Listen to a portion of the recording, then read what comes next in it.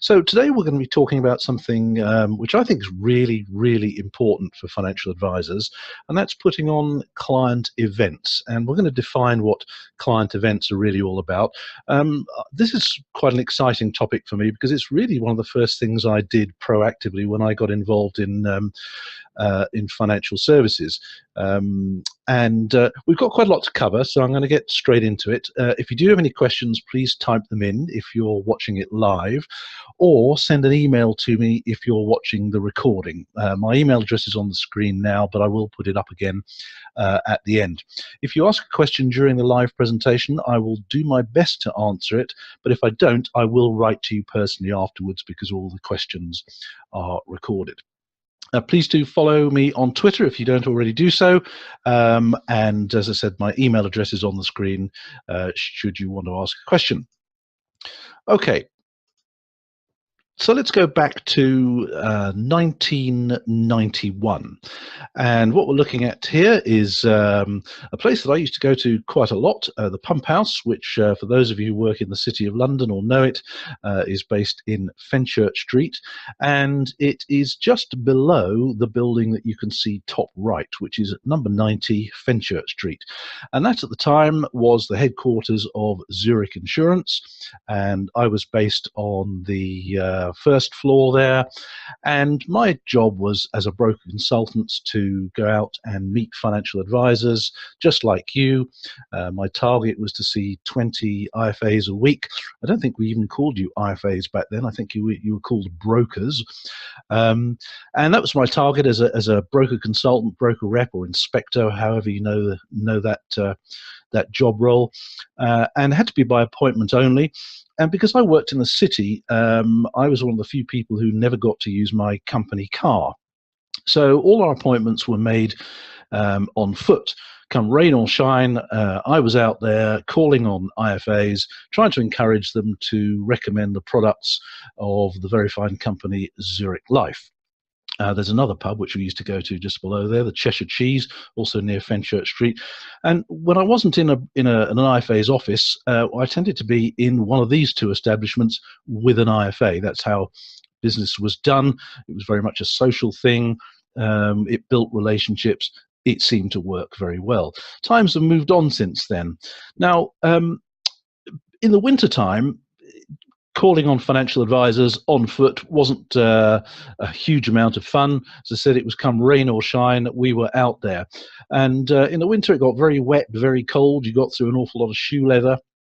And I got thinking at one point, yeah, there's got to be a better way of doing this. And I thought one day, well, instead of me going to see the financial advisors on foot, why don't I get them to come and see me? And in that fine building in Fenchurch Street, we've got a really nice boardroom. There were some fantastic presentation facilities. And I started putting on little workshops to try and encourage financial advisors to come and see me. And it didn't take very long for this to start working. In fact, I started going from supposedly seeing 20 financial advisors a week to sometimes I was seeing 20 financial advisors a day. And this made an enormous difference to my figures. It's a numbers game. The more people you go and see, the more business you get. And although our product was very much rate-based, our products were predominantly critical illness, life assurance, that sort of thing. It very quickly dawned on me that the more financial advisors I saw on a daily basis or on a weekly basis, the more business I got, even if our products weren't the cheapest. Because, protection products by and large are sold on rate, and if you're the cheapest, quite often you get the business. Now, we weren't always the cheapest, but I quickly discovered the more financial advisors I got to see, the more business I received. So I started putting on little workshops, little seminars in that building there. And sometimes I'd put on a breakfast meeting, sometimes a lunch meeting, sometimes it was in the afternoon. Sometimes we'd do a whole day workshop. And in that building, we got quite a few celebs from Zurich. We've got the chief executive is there. We've got a couple of underwriters there. We did do some investment products as well. So we've got some fund managers. So there were plenty of experts in the building who could do the presentations for me. I could put on a presentation, But I needed to keep getting bums on seats, keep getting financial advisors coming in through the door. So I used these people's skills. And it didn't take me very long to realize that the single most powerful marketing tool in my armory was this. This here, ladies and gentlemen, is what got bums on seats. There were some very nice sandwich bars in Fenchurch Street, and quickly realized that, yeah, putting on an event with some expertise that people were going to hear was one thing, but they needed a little bit of incentive just to come along first thing in the morning. And this was it, the bacon roll. And the bacon roll today still is one of the most powerful marketing tools that you can use to get bums on seats. But we'll explore that. It's not just about bacon rolls. So we're going to talk about seminars and workshops and client events. And specifically, we're going to sort of broadly cover this agenda. What are the benefits to you? What are the benefits to attendees? Why would they want to come? What sort of decisions do you have to make if you're going to put on a seminar or workshop? What planning are you going to have to do? What sort of promotion are you going to have to do? And we're also going to cover a little bit about the presentation side of things as well. For most people, the key issue is, why should I be doing this? What have I got to do to get people to actually turn up? And also, what promotional tactics should I be using? So we're going to be exploring that in some detail. Now, the simple fact of the matter is that seminars and workshops and client events in all industries have been proven to work time and time again, long before the internet, and particularly in professional services. Seminars and workshops have proved themselves over many decades as a proven way to attract new clients. And quite often you'll find that some of the most successful people in a whole range of different industries, they use seminars and workshops as very much part of their proposition. Those of you that know the financial advice firm St. James's Place, they have seminars and workshops very much at the core of their client acquisition program. One or two of you watching this webinar today may actually be with St. James's Place, but even if you're not with St. James's Place, you will have probably received one of their very expensive looking envelopes that arrive through the door telling you about a local seminar and a local financial advisor who's going to be putting something on and inviting you to come along. They are particularly popular around the world, seminars and workshops, and in the United States they are just huge. There's something like 25,000 financial seminars every single day in the United States. And certainly across the industry, the really big, most successful business writers in the financial advice profession have used seminars in some way, shape or form. So it's big business and it works. But I do know that, and on the sign up process for this particular webinar, I asked to what extent do you currently do seminars and workshops?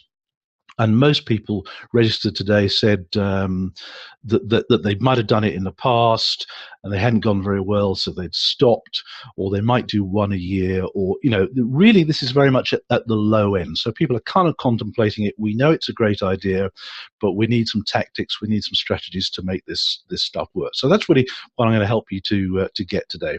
We had 60 people registered for this today, which is absolutely fantastic, but only about 30 have actually come on. So a warm welcome to you that those are here, and I hope that the technology is still working for you. So does this stuff work? Well, here's a financial advisor that I worked with, I think he was up in Huddersfield, and this is what he said afterwards. We ran our first seminar last night. The room capacity was 50 and 61 turned up. So this is really interesting because most people will book a room for maybe 20, 50, maybe 100, and if 10 or 20 turn up, they'll be quite pleased. But here we had a situation where more people turned up than they were expecting, more people turned up than there was room capacity. He only sent out 250 invitations, so 50, 60 people turning up, that's a phenomenal return.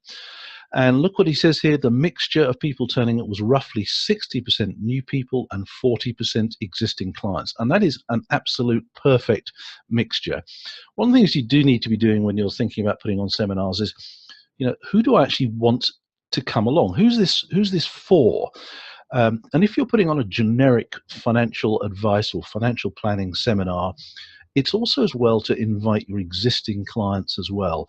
It's a great way to add value to them as part of your proposition. It's a great way to remind them the services that you offer, but it's also great for them to meet up and network with each other and to talk to some of the new prospects who actually turned up at your seminar. So here's a guy as a financial advisor. He hadn't done any seminars before. We worked with him. I showed him some of the stuff that I'm going to show you today, and this is the kind of result that he had. And here's one that I tout about a lot. A guy called Andrew Brown Associates. Let me just tell you a little bit about his story, because when I met him, I think he was based down in Weston-super-Mare. He was a youngish guy. He was in his 30s. He joined a practice that was a relatively small practice, 3 or 4 advisors, I think it had.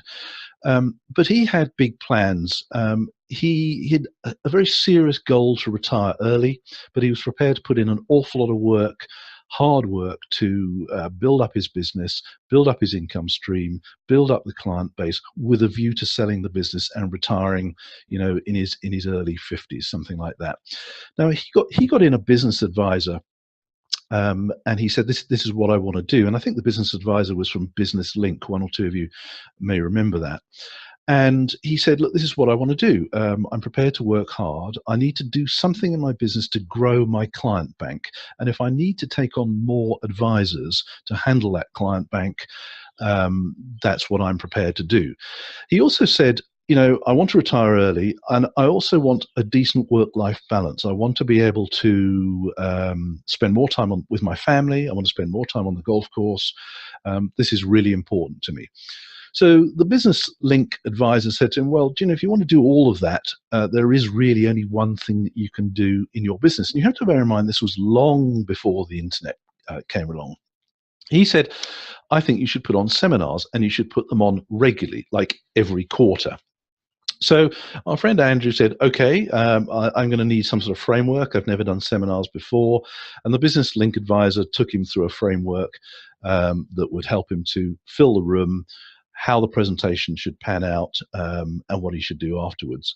Now, when I first met Andrew, because I'd heard that it was really working well for him, he said to him our conversion rates were very good.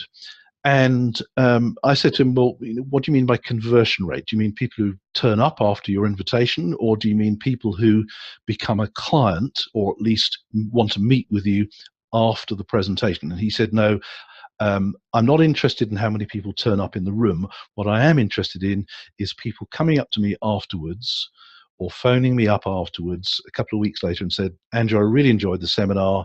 I'd like to work with you. Can you do my financial planning? He said, that's what I call a conversion. And if you ask most financial advisors, what do you think the conversion rate was, or what do you think a good conversion rate is, most people will say between 10 and 20%. Now, if you're not getting 25%, it means you're not doing very well. 25% is not really good enough in the seminar game. You really are missing a trick, and that could be for a variety of different reasons that we'll go into. You could have the wrong audience in the room. Maybe the bacon roll was the only reason that they did turn up.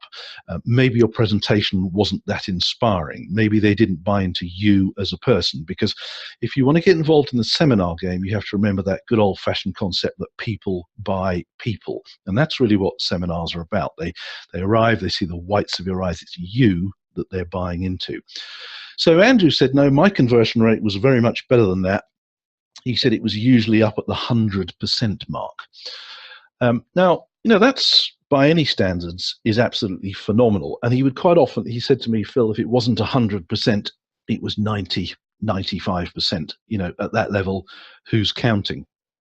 So you have to ask the question, well, what was he doing at his seminar that could get him 100% conversion rate? Was it that, was it because he was a great presenter? Well, you've got to be quite good to do this. And there are particular techniques that work very well in seminars. But, you have to consider the other thing. On our site at the moment, and in our Facebook group at the moment, there's a lot of talk about unscrupulous investment propositions that people are falling for. You have to ask the question, if a conversion rate is that good, is this too good to be true? Is it that Andrew was making promises that he could do things with people's money that clearly he couldn't do? And at the time, broker bonds were all the rage. Was he going to collect the money and run? Was that the plan? Actually, no. Andrew was about as professional as a financial advisor could be. He just happened to have a particularly good technique for getting the right people in the room and for doing the right presentation. And there were certain things that he would do during his presentation that would convince people that he was the person. We'll talk about that as we go. So this all sounds great. We can convince anybody that putting on seminars is a good idea. But, for most of us, the thought of putting on a seminar is pretty daunting. It's pretty scary. It feels a bit like this. But, we've got a feeling that we've just got to do it once, and we'll go straight back to the top of the hill and have another go. And you also have to bear in mind that for an awful lot of people, public speaking isn't exactly their idea of a great time. So you've got two huge mountains to climb. The idea of getting a room full of people and all that involves in terms of promotion, and then putting on a presentation that people are going to really buy into and want to come along to. So this is a big ask if you've not done it before. And lots of people do fail at it. One or two of you may have put on a seminar in the past and you haven't got a room full of people. You realize that it is quite hard work planning if you haven't got a process. You're not entirely sure about who to invite, what sort of people should you come along to. Your marketing ends up simply not being good enough, or you don't get enough bums on seats. The conversion rates, and this is the worst thing, maybe you do get 20 people in a room or 100 people in a room, doesn't really matter, and then you get conversion rates below 25%. Then you really have wasted an awful lot of time. And another thing that often goes wrong is people follow up very poorly as well. And sometimes they'll put a lot of money into all of this and find that they've really lost at the end of the day. So, it all sounds great in principle, but in practice, it can be extremely hard work. So hopefully I'm going to give you something that will really help you with this. If you haven't already got it, I'm going to send you a free copy of my book, Successful Seminar Selling. I wrote my book because when I eventually left Zurich and another insurance company, I realized I was putting on seminars and workshops all the time, and I'd got a process for doing it. So I basically wrote a book on it called Successful Seminar Selling.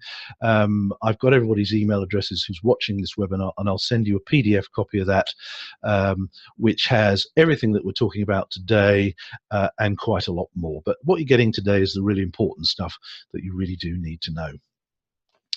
So what are the benefits to attendees? Let's have a look at it from their point of view, first of all. I think the first thing to remember is they get real insight into you, your organization, your credibility, your expertise, your professionalism, and that is so much better than looking at a website. And with the best will in the world, if you've created a nice glossy brochure that you give to people, or you've got a nice website today, frankly, and I have to be honest about this, when you look at financial advisors' websites today, they are for the most part brochures. They don't really give a whole lot of value. They don't really give a great deal of insight into your credibility and your expertise. And most financial advisors' websites, again, with the best will in the world, they're all pretty similar. They don't really differentiate each other so much. But you as an individual are really the key differentiator. So to an attendee going along, thinking about doing some investment work or wanting some financial planning, if they can go along to you, they can sit in the audience quietly, they can decide pretty quickly whether or not, something very simple like, do they like you? And they decide these things really, really quickly. So whilst I'm the first person to say how powerful and how important the internet is in this day and age, I'm also the first person to say that the whites of your eyes are critically important. And that really does help someone to buy into you as an individual. So our friend Andrew was a pretty likable guy. He had a nice sense of humor about him. He was quite a jolly kind of guy. He was just one of those people that you instinctively warmed to. So this really does help. People buy people And when somebody comes along to an event, they can actually get to see you and evaluate you. It's also quite important for many consumers that they don't actually want to send a message to you through your website. They don't want to actually talk to you. They don't want to phone you up, but they can come along to your seminar, and they can sit in the audience quite quietly, and they can sit with their arms crossed, which is subtly telling the speaker, please don't ask me a question, please don't get me involved in any activity. They can just be anonymous, and they can be quiet, and they can make decisions to themselves quietly by themselves. They also get extreme clarity.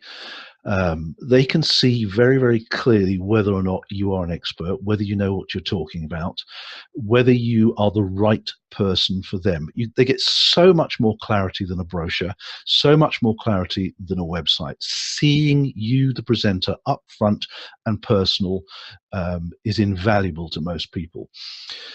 As we know, most financial advisors get most of their new business through referrals from existing clients or perhaps a professional connection. And, for the most part, we take those referrals on trust. But if I was referred to a financial advisor and I found that they were doing a local seminar, I could actually go along to that seminar, and I could decide for myself.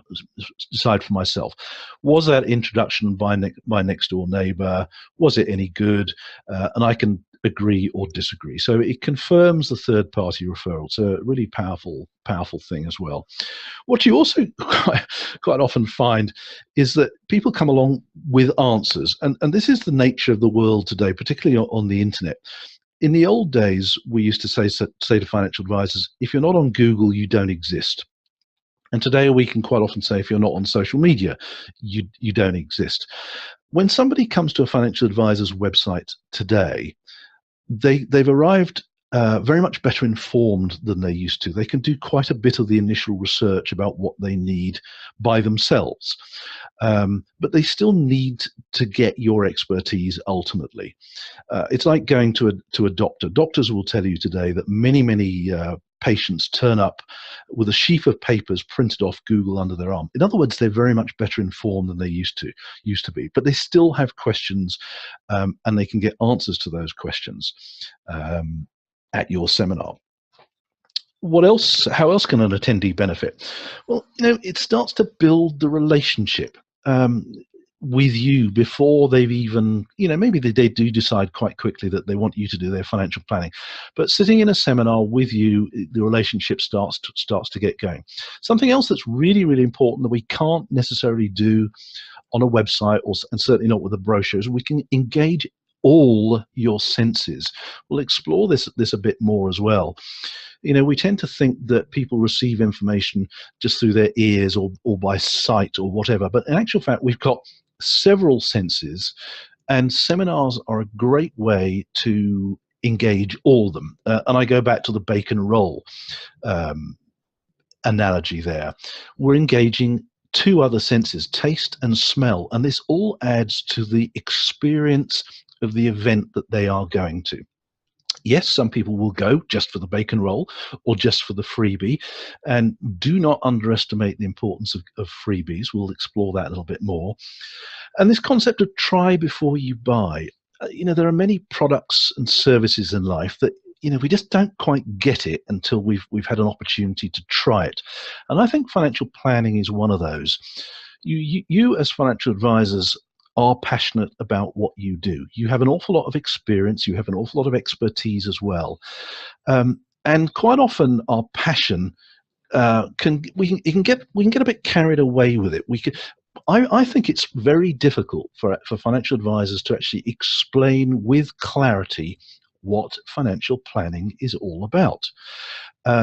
And I think if somebody comes along to a seminar, they can get a sense of what that actually means. And of course, we have this other relatively new expression, financial life planning, which a lot of people talk about these days. And again, what on earth does that mean to some people? So I think financial advice, financial planning is something that people need to see in action as well as having it explained to them on a website.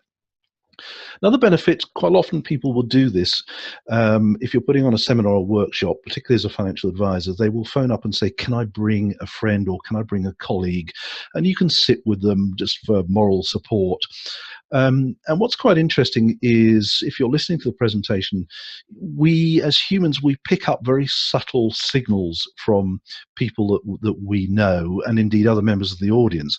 If we see other people nodding in agreement with the speakers, that will help to possibly reinforce what we're thinking. If the presenter makes a point, and we see people just sort of nodding gently, that helps to reinforce how we're feeling. If we see people shaking their heads, maybe they don't agree, that again might reinforce how we're feeling. Again, at the coffee breaks or the canapes afterwards or before, whatever, we can talk to our friends and we just get a sense for how do they feel about this financial advisor, and it just gives us a little bit of comfort. Another really key benefit of putting on seminars to the people who come to them is just networking. You should always put on the benefits of going to your seminar, put that it is a great networking opportunity. Even if your target audience is people in their 80s or 90s, you should still put on your marketing material that it is a great networking opportunity, or use other words, great opportunity to meet like-minded people. As human beings, one of the things we need most in life is to be with and near other people, particularly people like us. It's something that humans need. We gravitate towards each other. We form social groups. It's a very, very important part of us. So that's actually indirectly a core benefit to people going along. The very fact that there's a seminar on says to somebody there'll be other people there. And that is something that just helps people in their decision-making process to decide to go along. I mean, clearly, if somebody's an absolute loner and they can't stand other people, then that's not really going to be a benefit to them. But for most people, the fact that there's a group of other humans there is actually a reason to attend, and particularly if they are people like you. And again, if the marketing material has been done correctly, it will be quite easy to see that other people like you will be at this event. One of the things you have to remember about seminars is you've got almost two key points that you need to get the attendees to, and they're tipping points. The first tipping point is to get them to decide to go. And your marketing material, however you do your marketing, whether it's on the phone, online, however you do your marketing, for some people, maybe you've done a mailer or something, and the mailer arrives through somebody's front door. They open the letter. Now, it'd be quite rare that someone will open your mailing letter and they open it up and they read the letter and they go, oh my goodness, this is the seminar I've been waiting for all my life. I don't care if it is my daughter's wedding next week, I'm going to go to this seminar. That's quite unlikely that that's going to happen. We can increase the likelihood of them saying, yes, I want to go to this. And it's a bit like a ratchet. There are tiny, tiny things that happen in your mailer, in your online marketing, however you do your marketing, things that nudge people along until they get to the tipping point. So for some people, they'll reach that tipping point very quickly. For other people, it will take them ages to get them to the tipping point. And, it could be the bacon roll that's the tipping point for them. They decide, oh, they're giving away breakfast. Yeah, I'll go to that. To other people, it'll be the freebie. To other people, it'll be the fact that it's at a nice hotel down the road that they've not been to for a while, and they like to go. There are all sorts of little things as part of your marketing that edge people towards their tipping point. So we've got to do everything we can to get them to it. And the fact that in your marketing material, if they can see that there will be other people like them, that will help to edge them towards their tipping point. If they can see that that it's a great networking opportunity, an opportunity to be with other people, that will edge them towards their tipping point. The other tipping point, I've said that there were two, the other tipping point is one that you have to get them to at the event itself. It's that moment where their head says, yep, this is the financial advisor for me. I want to talk to them afterwards, or I'm going to give them a ring in a week's time. So two tipping points. The first tipping point is the moment they decide to go, and there's lots of things that you will do that will edge them towards that tipping point. And the second tipping point is when they decide at your event or shortly afterwards, yes, you're the financial advisor to me. One final key benefit, particularly if you have existing clients at your seminar, is that when a prospect comes to your event, they see the relationship you have with existing clients. I cannot stress enough how important that one is. If someone turns up to your seminar, maybe they've never heard of you before, they've responded to your marketing material, and they arrive and they see you talking to other people, they can see what sort of person you are. They can see how those other people are interacting with you. Is it a friendly, relaxed environment? What's it feel like? And that's so important. What they see and what they feel when they arrive. Now, this is really quite an important one. I just want to tell you a little story about. I've done mystery shopping, if you like, for financial advisors, where I get hired to go along to financial advisors seminars, and these are usually with larger financial advice firms, and I will go along to their seminar and I will kind of I'll do a report for the owner of the business to say how it went. What was the venue like? What was the greeting like? What was the bacon roll like?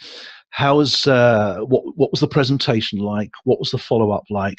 And I kind of do a report. And I remember going to one particular seminar that, again, it was put on by a large firm of financial advisors. I was sent a mailing letter, and I went along, and it was a really nice hotel somewhere off the M25. It was relatively easy to get to. It was quite a grand place. So as I was driving up the drive of the hotel, already it was I was quite impressed. I parked the car, got out of the car. There was gravel in the driveway, and that just, the sound of gravel crunching under your shoes, that just adds a little something to it as well. So you can see already my senses are being engaged in a variety of different ways, and I haven't even got into the seminar room yet. So I go into the hotel. I go up the steps of the hotel. Really nice old place it was. Now, as I go into the hotel, the first thing that struck me, there was no sign. There was nothing on the in the hallway there to say that it was a seminar, or no pull-up banner or anything like that. So I noticed that. I kind of clocked that one. So I went to the reception area and I said, I'm here for the such and such seminar. And the lady at the desk leant over the desk towards me and pointed down the corridor. Now, that was an interesting point, again, that I noticed. Now, was it not Tom Peters, the famous management guru, who, he really was one of the, long before TripAdvisor ever came along, he was the first person to call out hospitality and hotels in terms of their service. And he always said, never point, always show.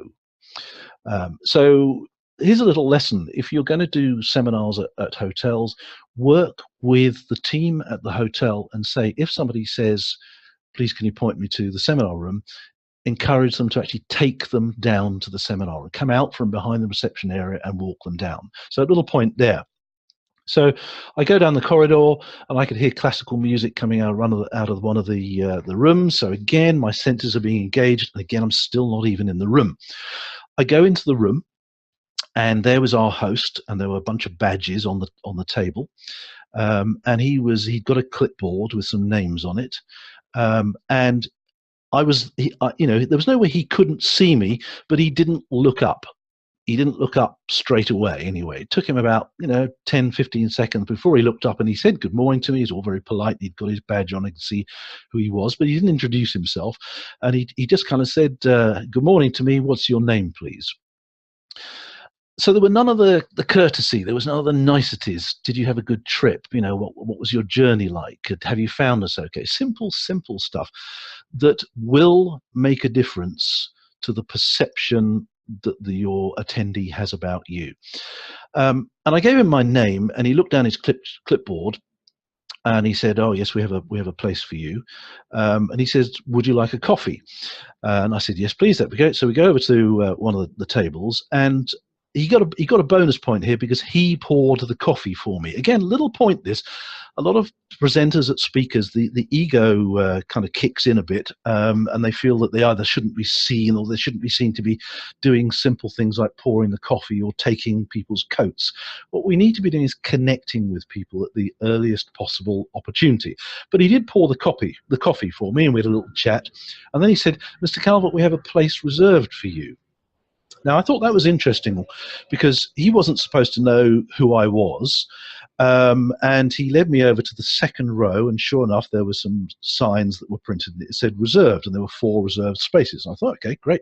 I sat down and kind of waited for things to start. I realized later that he hadn't actually got a place reserved for me, but what he had done, and he got himself a little bonus point for this, was that he kind of sussed me out, and he decided, well, over the coffee, whether or not I should be given a little bit of special treatment. He'd missed out on giving me special treatment in other ways, but he gave me special treatment by making me feel special and saying, "Oh, we've got a place reserved for you." So there's a nice little tip for you there. Just think about that one, is that reserve places for just a few people and make them feel special as they arrive. So you can see several things have happened here before the seminar has even started. Okay, so it's quite important to me, and what I could see also, I could see him chatting with other people. I could tell which were his existing clients, and it made a difference to how I felt about this particular individual before the seminar even started. So what are we actually doing at a seminar? What's the point of it? Well, we'll get into a bit more about this. Ultimately, and you see this used quite a lot in the United States, they talk about transformation and reassurance. And they will tell a story about their lives, and they tell it in a way that the members of the audience can connect with it. It is one of the most powerful presentation tools you will ever use. If you watch any TED talk, I won't say any TED talk, but a lot of the TED talks and some of the best TED talks there are, you will see somebody come on stage, and in their 15 minutes, their 20 minutes that they have, they will tell you their story. They will tell you possibly about where they came from, their struggles, how they had nothing, and how an epiphany came at some point in their life and how things turned round. Now, to human beings, this is absolutely critical. What you are hearing from the speaker is transformation. And when people go to seminars or workshops, one of the reasons they go is they're looking for an element of transformation. It could be a transformation in their fortunes. It could be a transformation in a variety of different things. Depends on what the seminar's about. But if you're going to a financial planning seminar, to some extent, you're looking for transformation or reassurance in some way, shape, or form.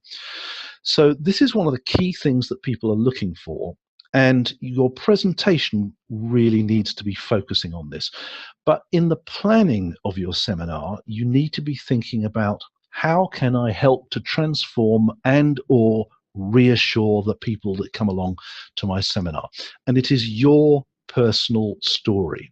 Now, you may not think right now that you have much of a story to tell, but in the presentation skills workshops that I do for financial advisors, we always, without fail, manage to uncover a little story that people have about their lives.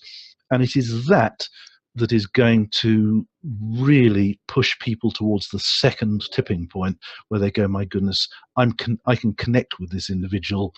I want to do my financial planning with them. So let's just have a look at the wider issues about how we promote ourselves as financial advisors in a post-RDR world. First of all, strategy. I rarely meet a financial advice firm that has a marketing strategy. They've got kind of an idea of how they want to do it, but they rarely have something written down. And I think the financial advisors that are thriving in today's world and who will thrive in the future are the ones who have really stopped to think about strategy when it comes to marketing and promotion. We're running a separate program for financial advisors now, which really challenges them to think about how they promote their services in the future. to new model clients, as they call them. We used to hear about new model advisors. Well, that was quite a few years ago that phrase, that term appeared. What we need to be thinking about now is new model consumers, new model clients. And these are clients who don't necessarily want to come and see you. They don't want you to come to their home.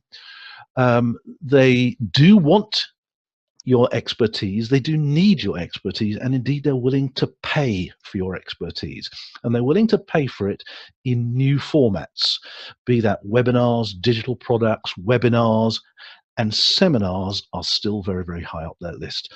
A core part of your marketing strategy. You can actually create a marketing strategy for your financial advice business, just like Andrew did, that I mentioned earlier, that is simply based around experiential marketing and promotion. I think it's really important for financial advisors to be thinking about differentiation. How do you look different from the other financial advice firms that are out there? With the best will in the world, if you walk down a high street, one firm of accountants looks exactly the same as another firm of accountants. One firm of lawyers looks exactly the same as another firm of lawyers. And you could argue that one firm of financial advisors looks exactly the same as another firm of advisors. Now, you might say, well, that's unfair, Phil. We are different from Jones & Co. Financial Planning down the road by X, Y, Z. Well, on the outside, you look identical. And to most consumers, the outside doesn't necessarily mean a shop front. It means your internet presence. Most financial advisors' websites say exactly the same thing. It's very, very difficult to differentiate one financial advisor's firm from another from their outward presence, their website. I think trust is a key thing that we need to be thinking about as part of marketing and how we promote ourselves. If you look at, there's an organization called Edelman, who every year they create a thing called the Trust Barometer, and it measures the degree to which brands and organizations are trusted around the world. And consistently for the last few years, the least trusted industry around the world is financial services. That's all of financial services. It doesn't mean financial advisors. And financial services is the least trusted industry around the world for all the reasons that we know. I think today, is it not today, the 10th anniversary of the Northern Rock disaster? And, we're still living in the wake of the financial crisis. So trust is a big element. If as part of your differentiation, part of your strategy, you include activities that helps to build trust or reassure people, that's a very, very powerful marketing strategy.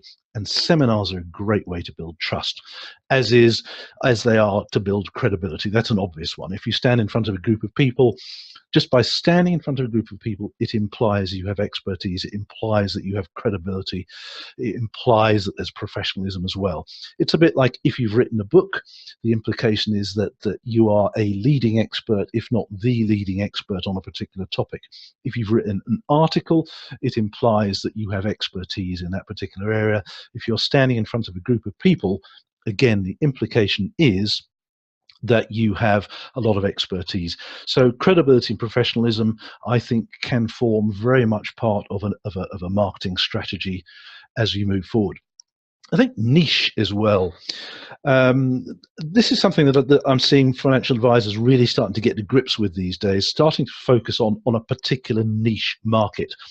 In the old days, and by the old days I mean anything from 1978 to about the early 90s, you could see it quite clearly. I used to meet a lot of financial advisors and said, well, we specialize in financial advice for members of the medical profession or for the police or something like that. That disappeared for quite a few years, but we're starting to see niche planning starting to come back now, which is great to see. But again, if you can be seen as the expert in financial planning for particular niche areas, you become less of a needle in the haystack and you become more the haystack. It makes it very much easier for people in those niches to actually find you.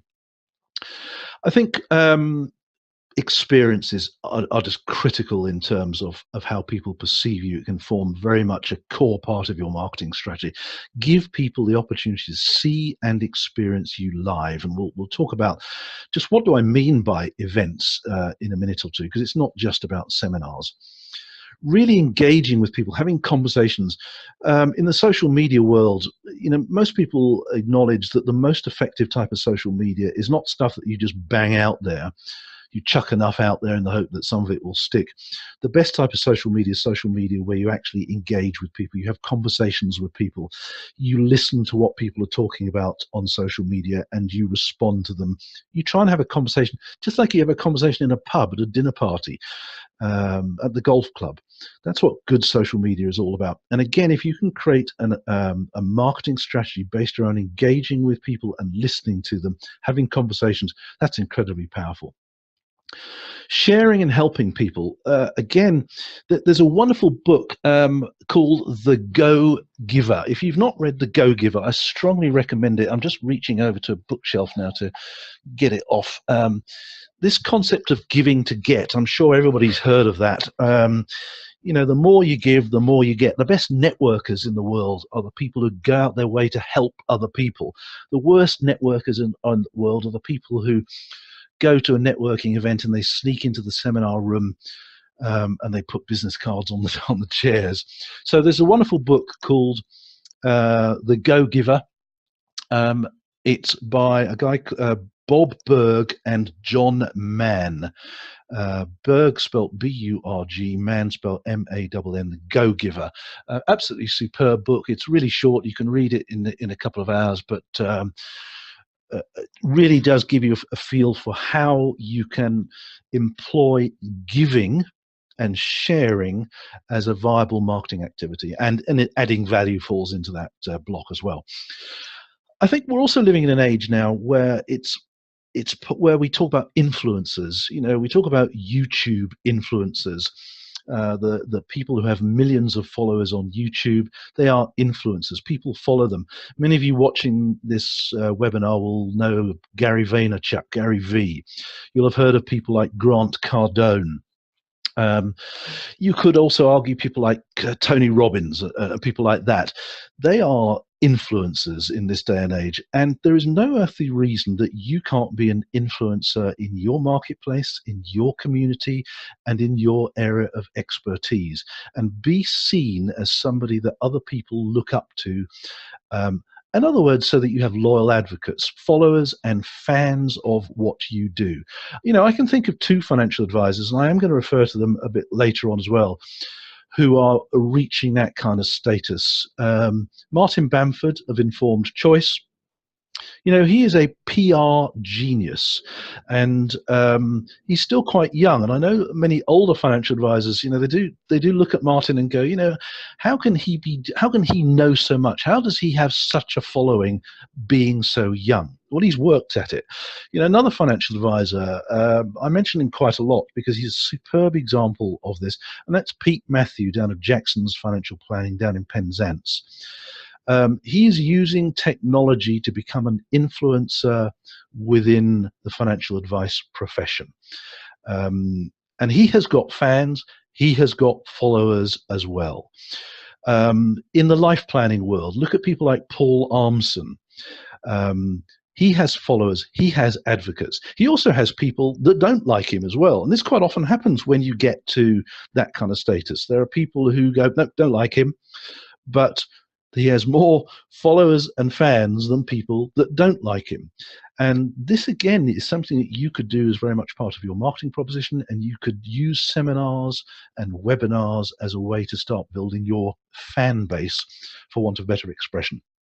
Now, the final thing I'm going to want to mention here is marketing that creates income in its own right.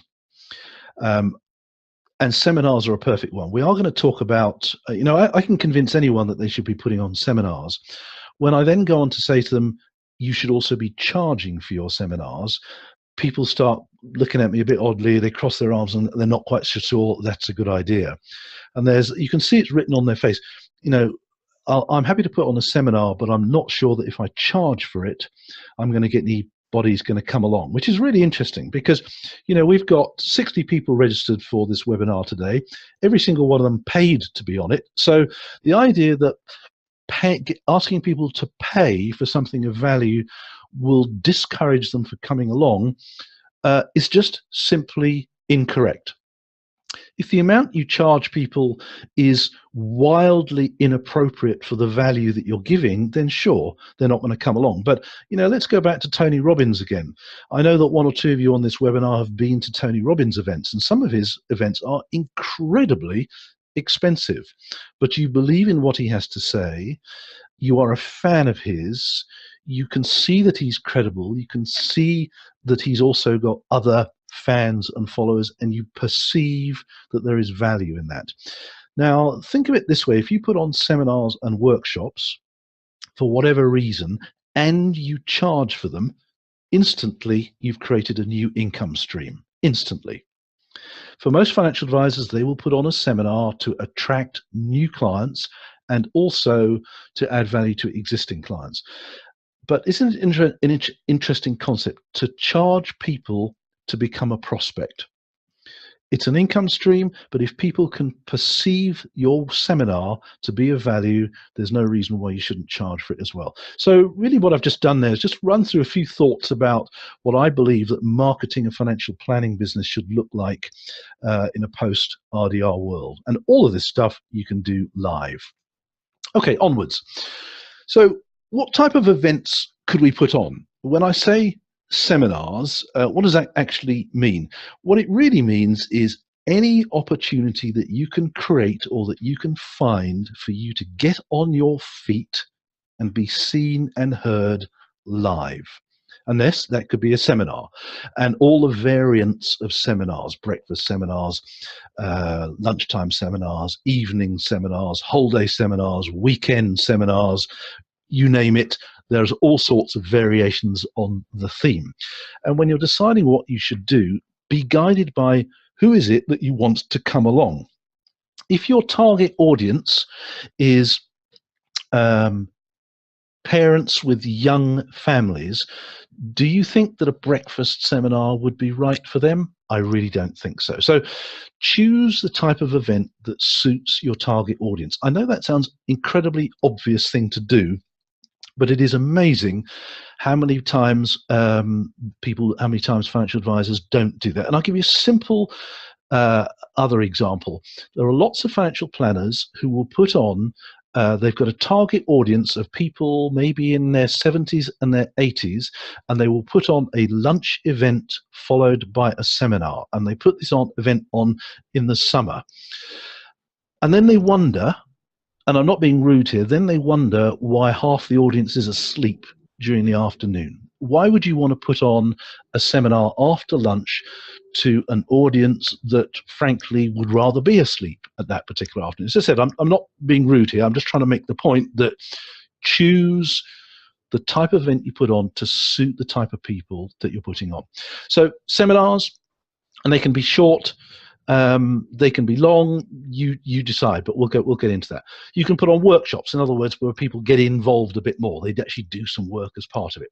Retreats are an interesting development as well. Again, you see this quite a lot in the United States.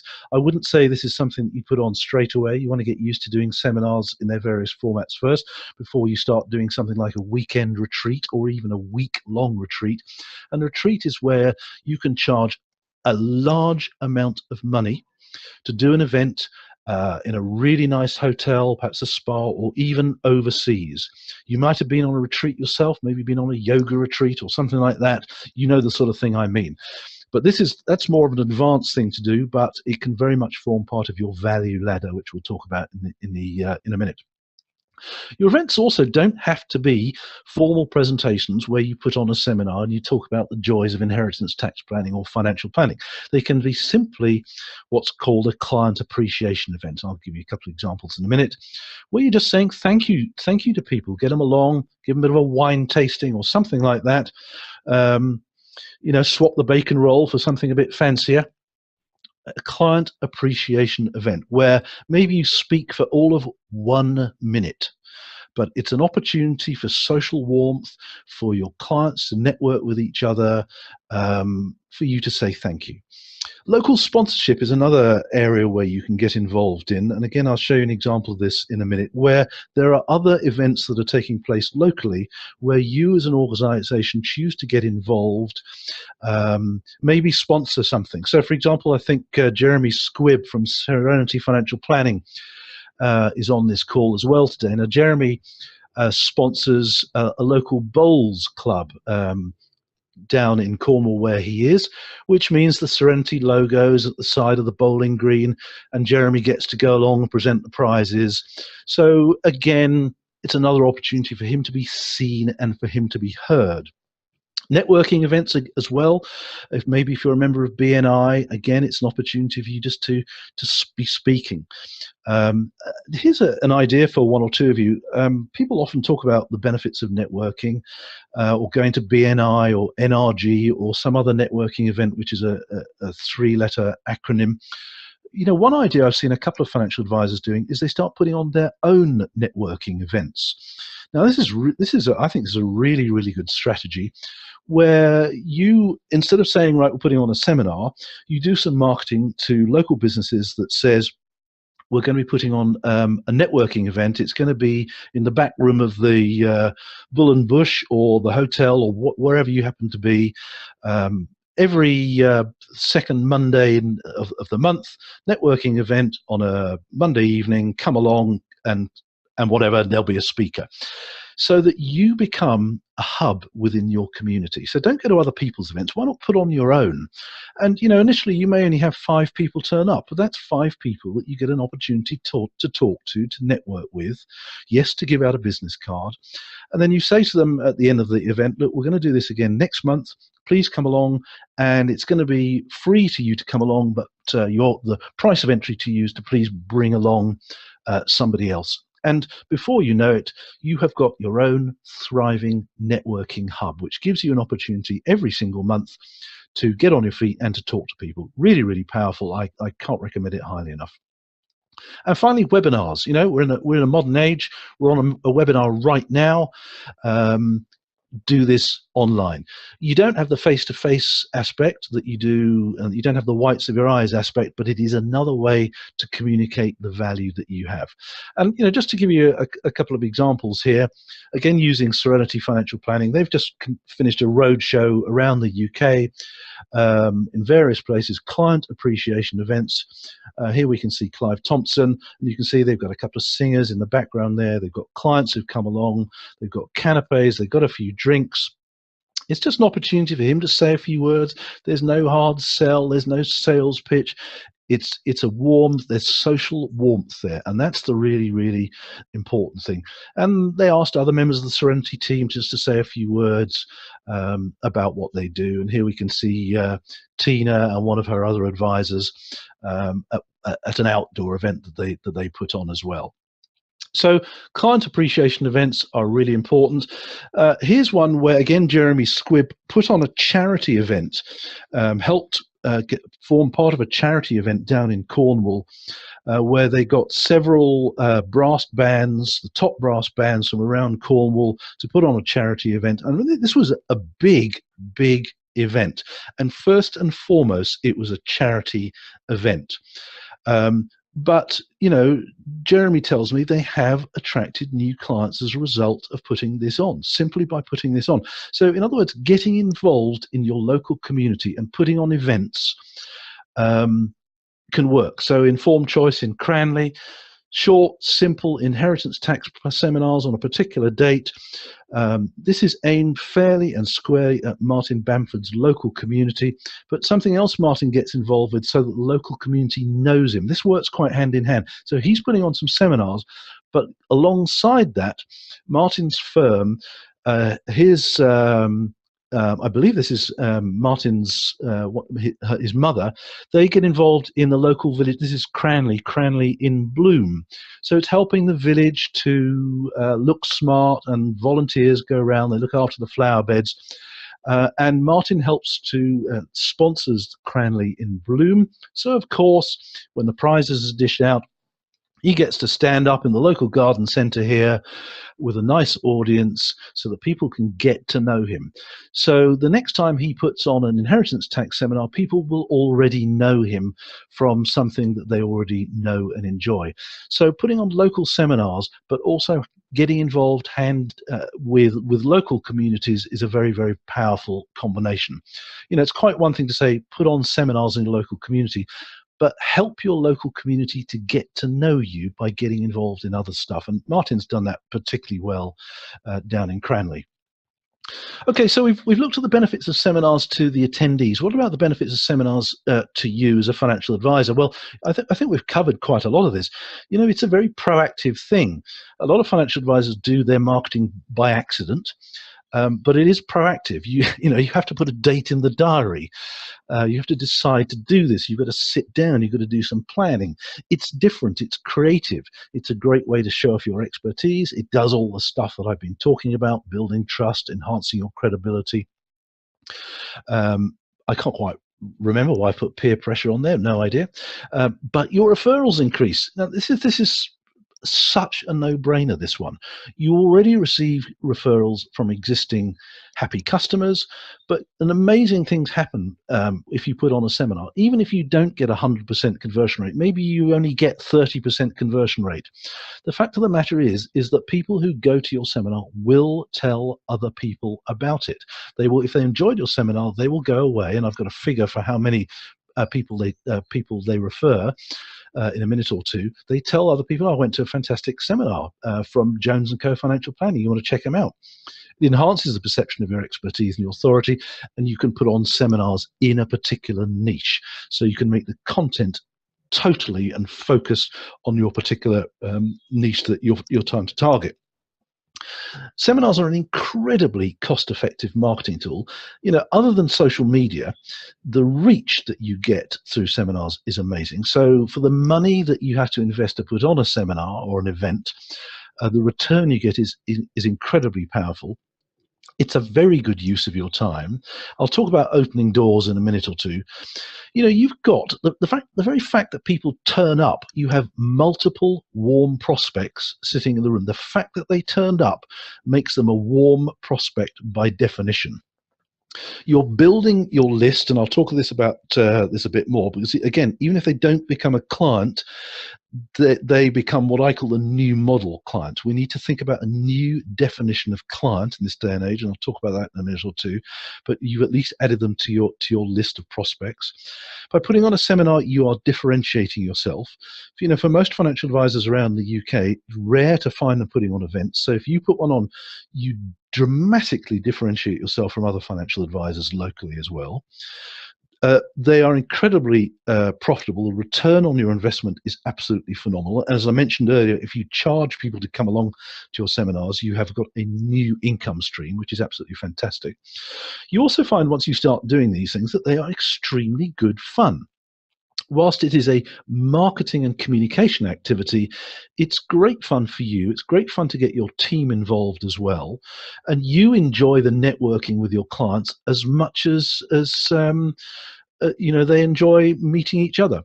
Now, I've put this thing part of your value ladder because this is something that is becoming incredibly important to financial advisors, and they haven't yet spotted just how important having a value ladder is.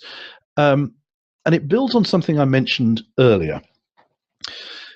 In this day and age, as I mentioned earlier, if somebody wants to visit a financial advisor's website, they're doing it for a reason. They've either been referred, and if somebody makes a referral to you at a dinner party or whatever, somebody said to you, you want to check out Jones & Co., they're superb. You know, what do all of us do in this day and age? We go online. We want to check them out.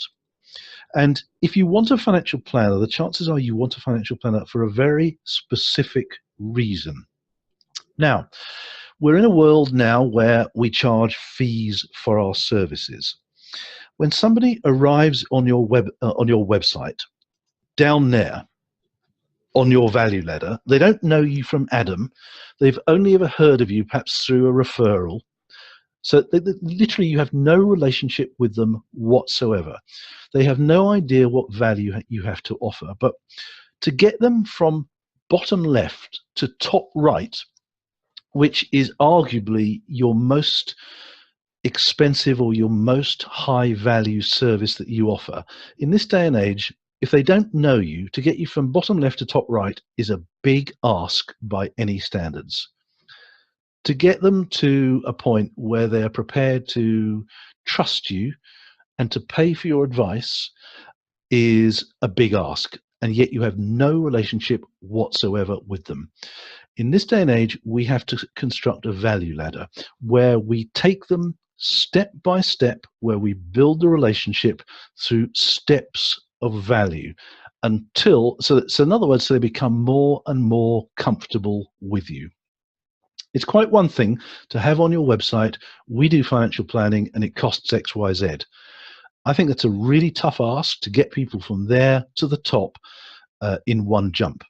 It happens, obviously it does happen, but we can make it so much easier by building the relationship in steps. Now, let's just have a look at what are the steps that we can actually take them up to get there. Now, we can use our website quite creatively. We can give them things for free that prove we have expertise. We can give them tiny pieces of value that help them to get to know us, that help to build trust in us and our expertise. We could offer them an ebook, some sort of download. Maybe they could read our blog. Maybe we have a podcast. Maybe we have videos. Maybe we have a webinar. And you can see what we're doing here as we go upwards, we're getting closer and closer to our high value products and services. We're taking them in gentle steps that helps to build a relationship, that helps to build trust along the way. In other industries, we call this giving them a lead magnet. You know, you have something on the homepage of your website that is really appealing, that they are prepared to exchange their email address for that. Now, the words lead magnet in a financial planning context, you know, for a lot of financial planners, the words lead magnet kind of grate. It just doesn't quite sit right, but that's what it is. It is a piece of value that you give to people in exchange for their email address. And it could be a tips book, it could be an e-guide, an e-book, something simple, something digital for the most part. This is, I mentioned earlier, we're running another program where we help financial advisors to actually create digital products and services that they can give to people free or indeed sell to people to create another income stream. And I think this is a huge trick that financial advisors are missing today, because by offering these pieces of value as part of a value ladder, you're helping to build trust and build relationship with the client. And these are what I call new model clients. And I think we have to rethink the definition of client in this day and age. You know, you all have a definition of client, and for most of you, a client is somebody that you have done work with, maybe financial planning. In the old days, you took commission. These days, you're charging fees for it. But you can help build that relationship through pieces of value along the way. And most of them are free, some of them are chargeable. And you can see that a seminar is on that list there, and it could be free, it could be something of value. But seminars are most definitely part of your value ladder that helps to build trust, that helps to build relationships with people. And I think a client these days, you can think of them very differently. Somebody who has given you their email address or their business card is today a client, a new type of client. You have given them some aspect of your expertise and your value in exchange for that email address. So they are a client. We have to start thinking of it in those terms in this day and age. Maybe they will pay to attend your webinar. They've become a client. You see where I'm kind of going with this? You get this? They are clients. Just because they haven't paid for financial planning or they haven't gone on your weekend retreat, they are still clients. They're just a different type of client. And to me, a seminar or a workshop is a fantastic piece of value that you either give to people or that you sell to people, and they are clients. I wouldn't look at them as prospects anymore. I would look at them as clients. And there isn't a financial planning or financial advice company in the land that can't do this. And I believe should do this. You know, if you are really, really lucky that you've got a stream of the exactly right prospects that are phoning up and saying, I want to do financial planning, I don't care what your fees are, I'm happy to do that, then that's wonderful. But I think you are missing out on a massive new market of people who don't want financial planning with you. They don't want you to go and see them. They don't want to come and see you, but they are willing to exchange their email address and indeed get their credit card out to buy your expertise in other formats. And I think this is a massive opportunity for financial advisors, which most of them are missing out on. That's not to say you've got to stop doing the financial planning that you do now. That's obviously what you do. But you can also start creating a big new income stream by breaking down your expertise and reformatting it into other bite-sized pieces of information that people will buy. This is the age we live in. This is the world today. They don't want to come and see you. Some do, but there are many, many more who still want your expertise and will buy it in other formats. We'll revisit that in time. So what other examples are there of, we've talked about seminars, workshops, showcases, you know, any opportunity for you to get out there and speak, networking events, and social media, particularly Facebook Live, live streaming, are other forms of live marketing as well. Okay, so does all this stuff work? Is it all theory, or is there some numbers behind it? So an organization called EMI, and together with Mosaic, specialize in events and experiences in all sorts of industries. They're based in the United States and Canada, and every year, well, since 2014, they've been looking to see how people respond to experiential marketing, live marketing, seminars being one. And I just want to show you a few numbers. And so they asked the question in the 2015 survey, which of the following do you think best helps you understand a product or service? And by far ahead, a live event or live product demonstration. In financial planning, instead of product exchange, that, you know, use the word service. Doing it live, demonstrating it live, far ahead of anything else. Their inclination to purchase as a result of attending a seminar, 98% of people are more inclined to purchase the product or service in 2015, it's gone up since 2014, after attending a live event. They asked the question, if you did buy the product or service at the event, what most influenced your decision to purchase during that visit? And most people said, I sampled, used, or saw a demonstration of a product, service, and liked it. And then next down, I had a better understanding, and a few other things in there as well. So this is right across all industries, but you can see very, very clearly that people seeing something, experiencing it, in other words, try before you buy, makes a huge difference to whether or not they actually want to go ahead with it. After the event, 74% had a more positive opinion about the company, brand, product, or service being promoted. Really important. More people are purchasing during the events. So again, there are other industries where people will actually have an opportunity to purchase something. In financial advice, people can't purchase it there and then, but what they could do is they could come up to you afterwards and they could make an appointment there and then to come and see you. 87% said they purchased the product or service after the event at a later date, in addition to the purchase made at the event. So not only are they buying stuff there, and then they're then doing it again afterwards. So again, this is really powerful stuff. 70% purchase more than once. So again, this is across all industries. But again, if you make this relevant to financial planning, what we're saying here is that an event will encourage people to come back for more. And I've always felt that one of the great benefits to financial advisors is if you invite existing clients to come along to your seminars, it helps to, you know, they get to see you a bit more often than the annual review or the half-yearly review, what it is you do with them. And it helps to remind them why they came to you in the first place. And maybe they have got a suitcase of money that they didn't tell you about under the bed, or maybe they will make another referral to you. In other words, this just helps to reinforce to people, yep, you're a great financial planner, I need to be seeing you a bit more often, or I need to be making more referrals to you. Simply trying or seeing products drives the purchase decision. So important. And in many ways, it's a no-brainer. But I'm showing you this to help you just remind you just why this is so important that you do actually do this. If you did buy the product or service being promoted at the event, what most influenced your decision to purchase during that visit? And look what they said. I sampled, used, or saw a demonstration and liked it. Similar figures to what we've seen already. 70% tell a friend in person or by text message.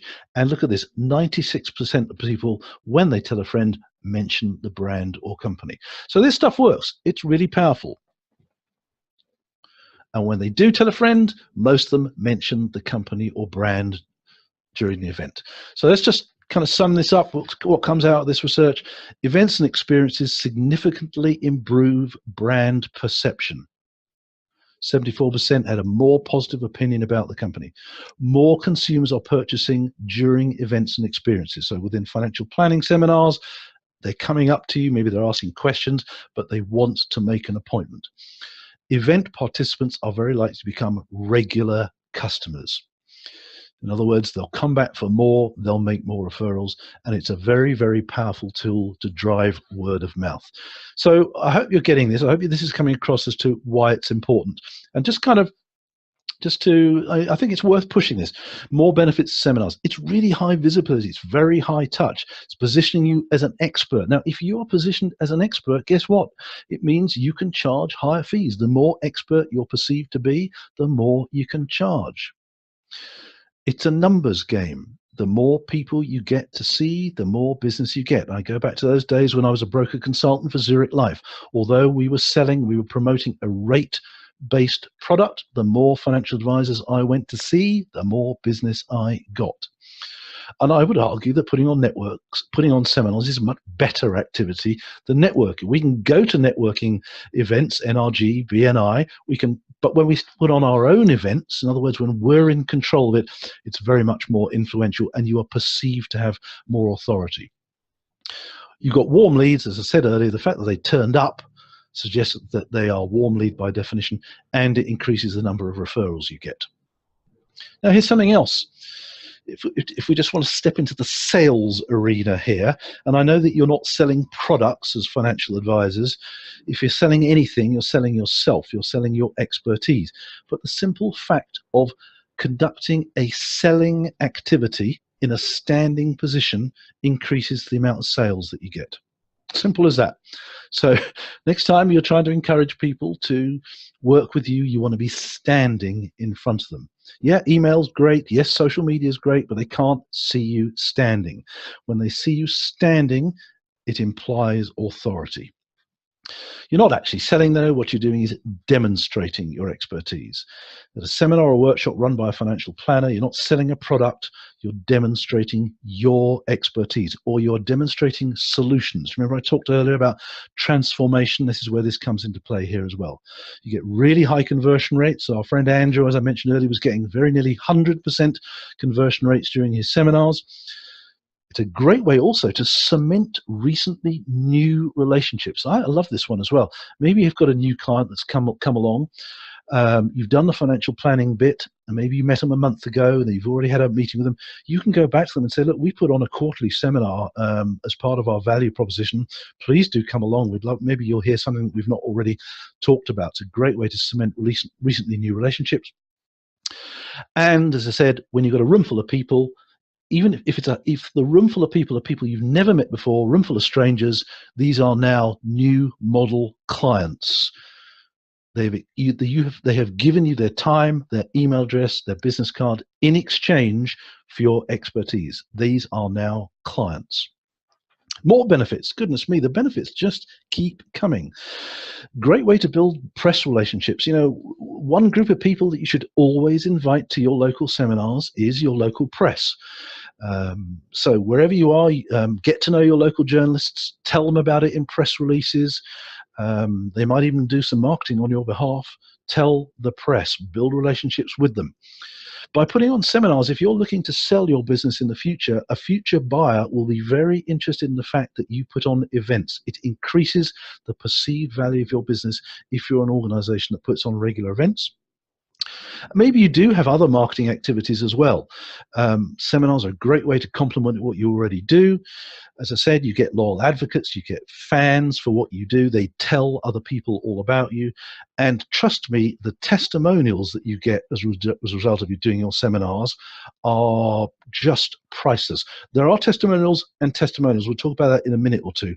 But putting on even if someone doesn't become a client, and they've given you a testimonial, and you should always ask for a testimonial.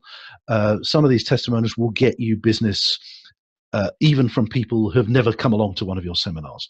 Martin Bamford told me not so long ago that he was promoting his inheritance tax seminars recently, and he picked up new clients from people who didn't go to the seminars, but who were spurred into action simply because they saw him advertising his seminars. And I thought that was a really interesting thing. And that's not uncommon, where just promoting your seminars will get you new clients who don't actually go to the seminar. It just spurs a few people into action.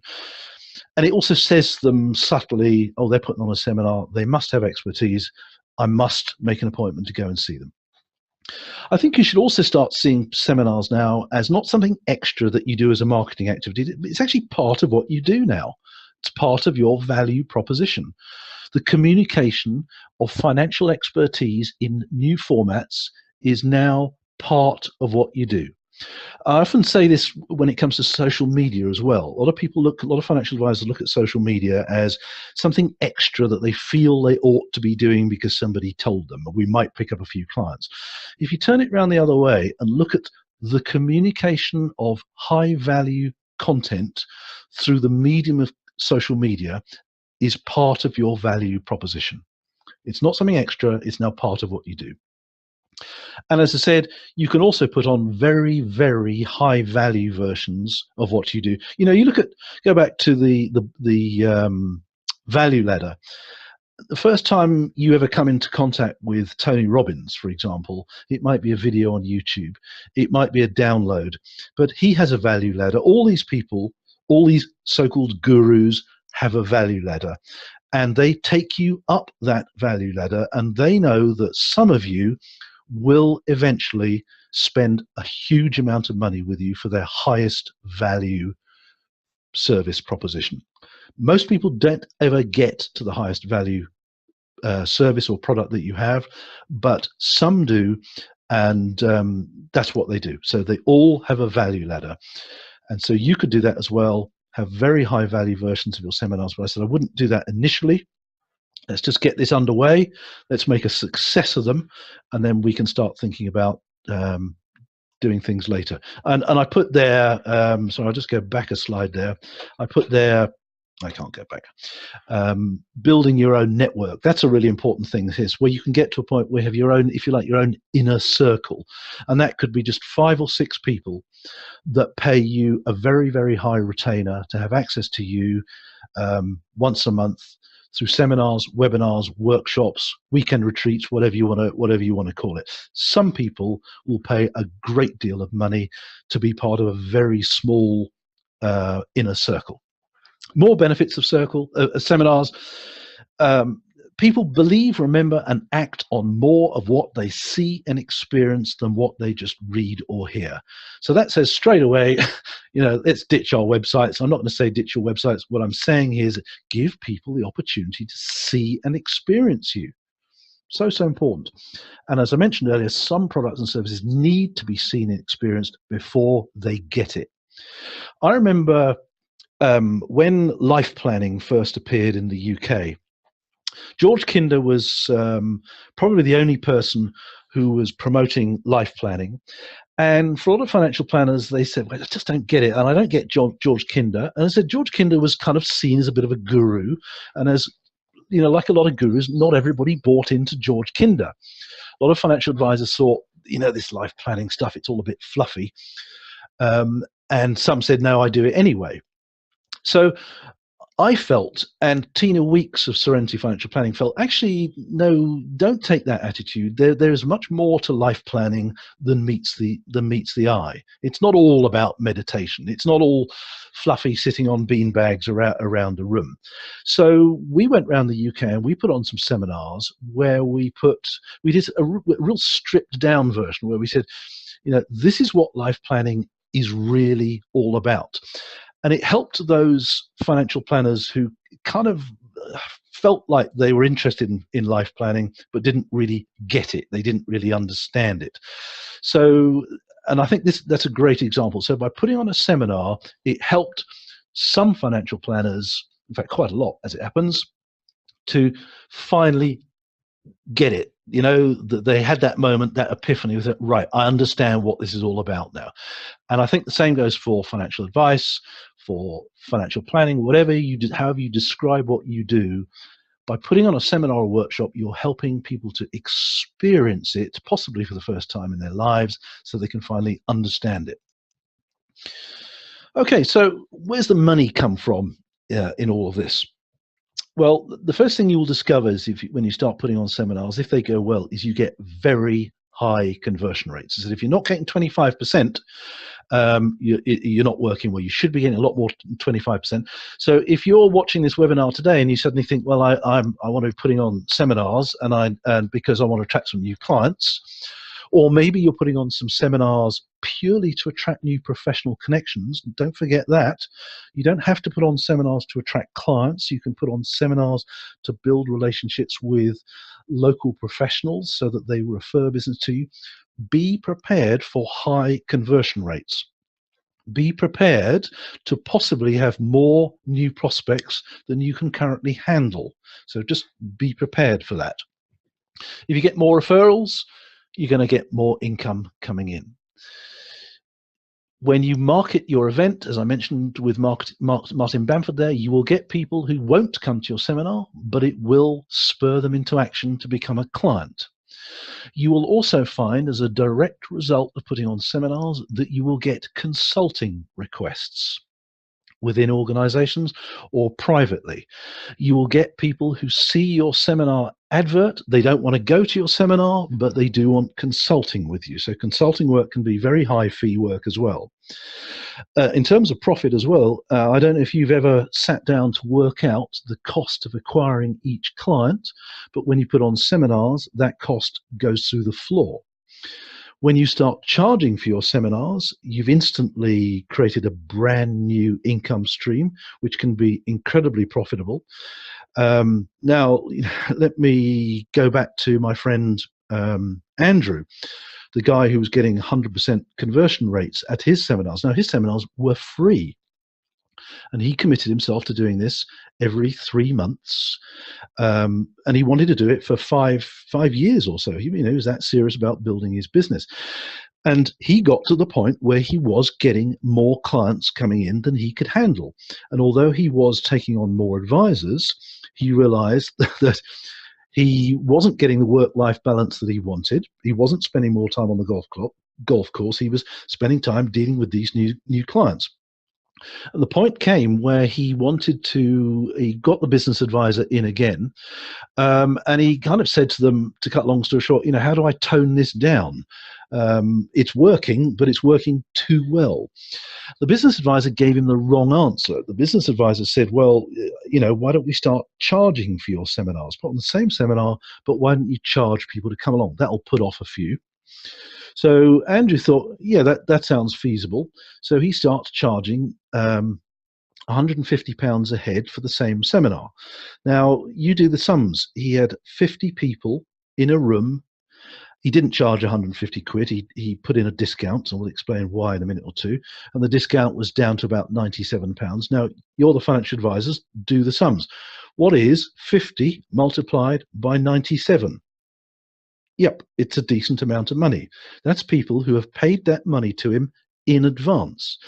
Now, he said an interesting thing happened when he started charging for people to come along. He said, first of all, more people wanted to come. Secondly, a different type of person wanted to come. And he said, thirdly, it felt like the conversion rates got higher. He said, I can't improve on 100%, but it felt higher. Now, why do we think that is? Well, it's all about perception. When you start charging for something of value, the perception of the value changes instantly. Instantly, the perceived value of the event goes through the roof. Now, quite apart from the ticket revenue that came in, an interesting thing started to happen. People came up to him at the end of the seminar and they said, Andrew, that was a fantastic event. I really enjoyed it. Can I please make an appointment to come and see you? Now, this is the point where Andrew decided he couldn't take on any more clients. So he brought his team of advisors with him. And when someone would come up to him at the seminar and said, I really enjoyed it, could I make an appointment? He would then say to the person, I really appreciate you coming along. Thank you very much for that. Unfortunately, I don't have any room for more clients this year, but I would love to introduce you to Sue here in my team. Sue lives quite near to you down the road, and I think she would be great, and it would be great to have you as a client working with Sue. Now, he would find that 80 or 90% of the people were delighted to be moved on to Sue, because then they could get what they wanted. They could start doing their financial planning. But there were about 10% of the people who said, I'd like to work with you, who didn't want to go and talk to Sue or John or one of the other advisors. And he could see this in their eyes straight away. And you know what's coming. They would then, they would say, well, out would come the magic words. Well, that's kind of you to offer the referral to Sue. And then they would say, how much do you charge? So Andrew could then find himself in a position where he could pick and choose literally the clients he wanted to work with. He could increase his fees, and he could start working with the clients that really, really valued his expertise. So an interesting thing starts happening when you start charging. Perception of value goes up. You create an income stream in its own right, and you can pick and choose the clients you want, and at the fee that people will pretty well pay anything to have you. They want to work with you because you are the one running the seminar. Now, we'll talk about back of room sales in a minute, because this is something else that is incredibly powerful. If people come along to your seminar and they've enjoyed it and they want to make an appointment with you, the old souvenir mentality kicks in. We've all done it. We go to a show somewhere. If they're selling a program, we'll want to buy it. If we go to Chessington World of Adventures, or we go anywhere else where there's a shop afterwards, the souvenir mentality kicks in and we want to take something home. Fundamentally, what we want to do is take something home to remind us of the event. And there's no earthly reason why financial advisors can't have products at the back of the room that people can purchase to take home. But we'll talk about that separately. And a final thing happens that's really, really important. It's a bit more subtle, where you're starting to build community around your brand, where people give you feedback. They want to feel part of your organization. They become advocates. They become fans. They become followers. They become referrers. They are keen to give you help to grow your own business. And that's so, so powerful that you get that. But there is one thing I've really saved to last here in terms of the benefit, and that is doors open.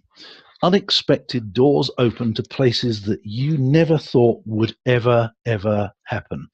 When you put on a seminar or workshop, there will be people sitting in a room who don't want to do financial planning with you. They don't want to become a client, but they know other people. This is the real power of networking. They will introduce you to people who, and it could be speaking opportunities where people pay you a lot of money to speak at their events, high-ticket consulting events, long-term contracts to do financial planning, whatever.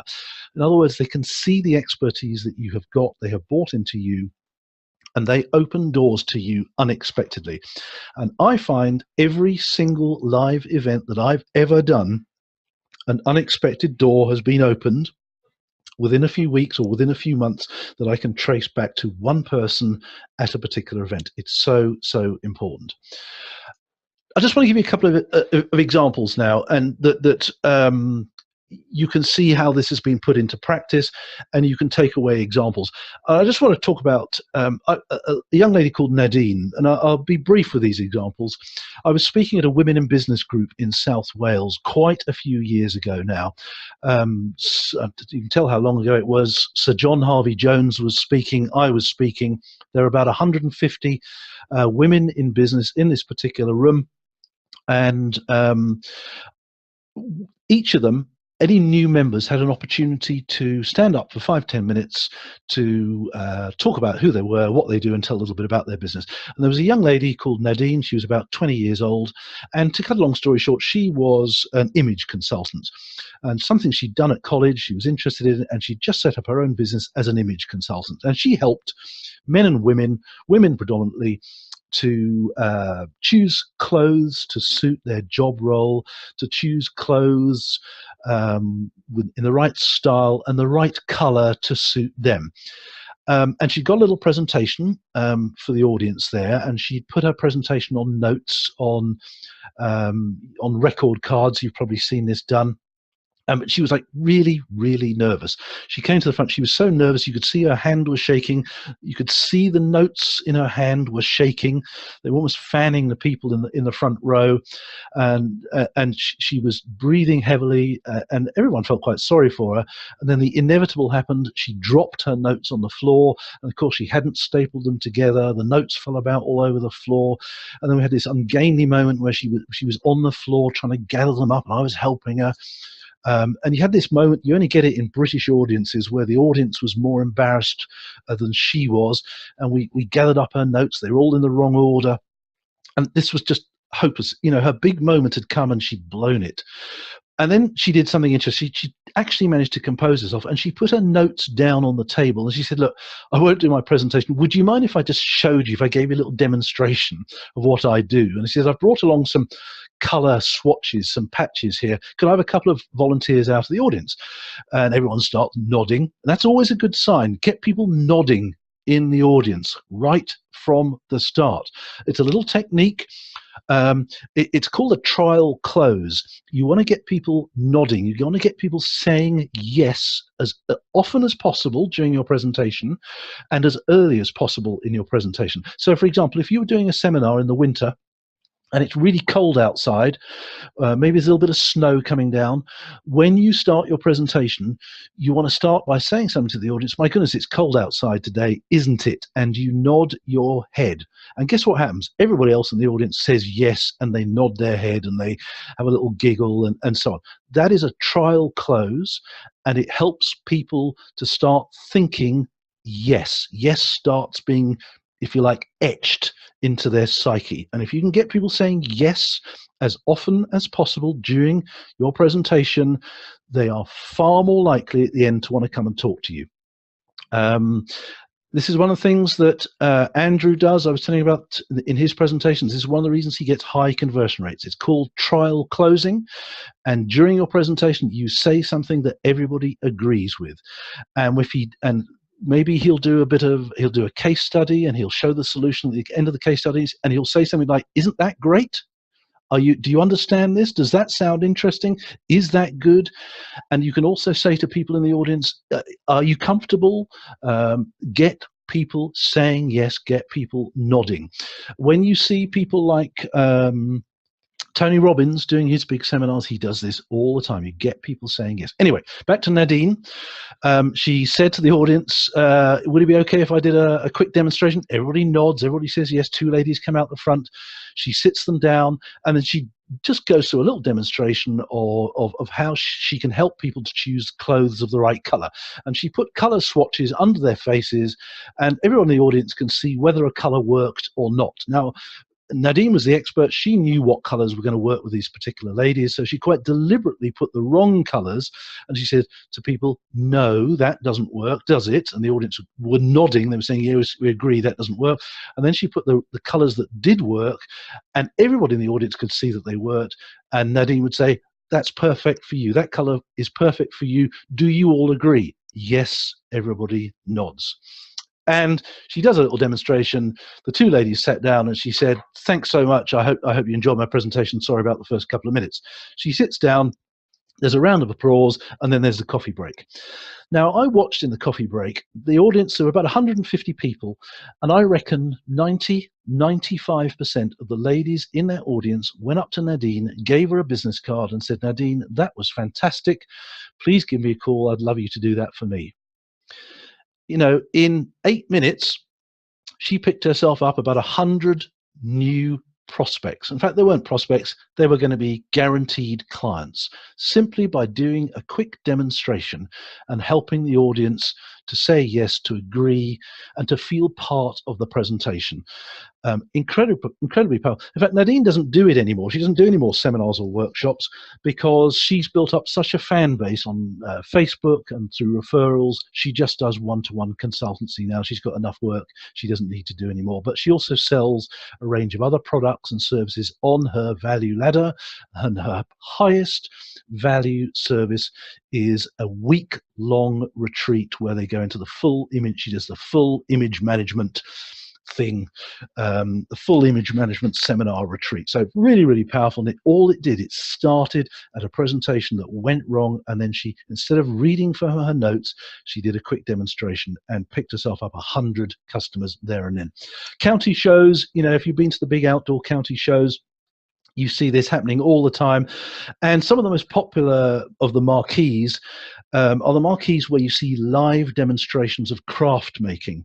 But the stands which are most popular of all are the ones where they're doing cookery demonstrations. I think I've got a slide of this in a minute, where there's somebody on a raised platform, and the cookery demonstration is intended to sell some gadget or some device, some outrageously sharp chopping device that will chop up vegetables, and you can make a 4-course meal for 10 people in about 2 minutes flat.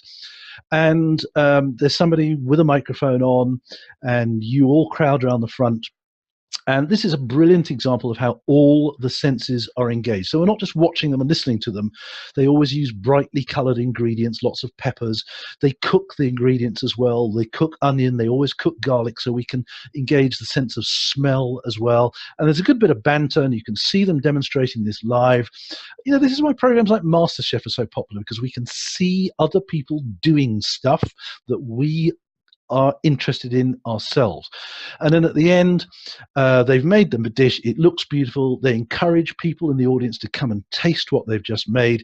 And then they do the old market stall sell, where they clap their hands and say, look, this device in the shop, you know, it's going to cost you 50 quid, but if you buy it today, and they don't say if you buy it today, they say when you buy it today, it's yours for just £10.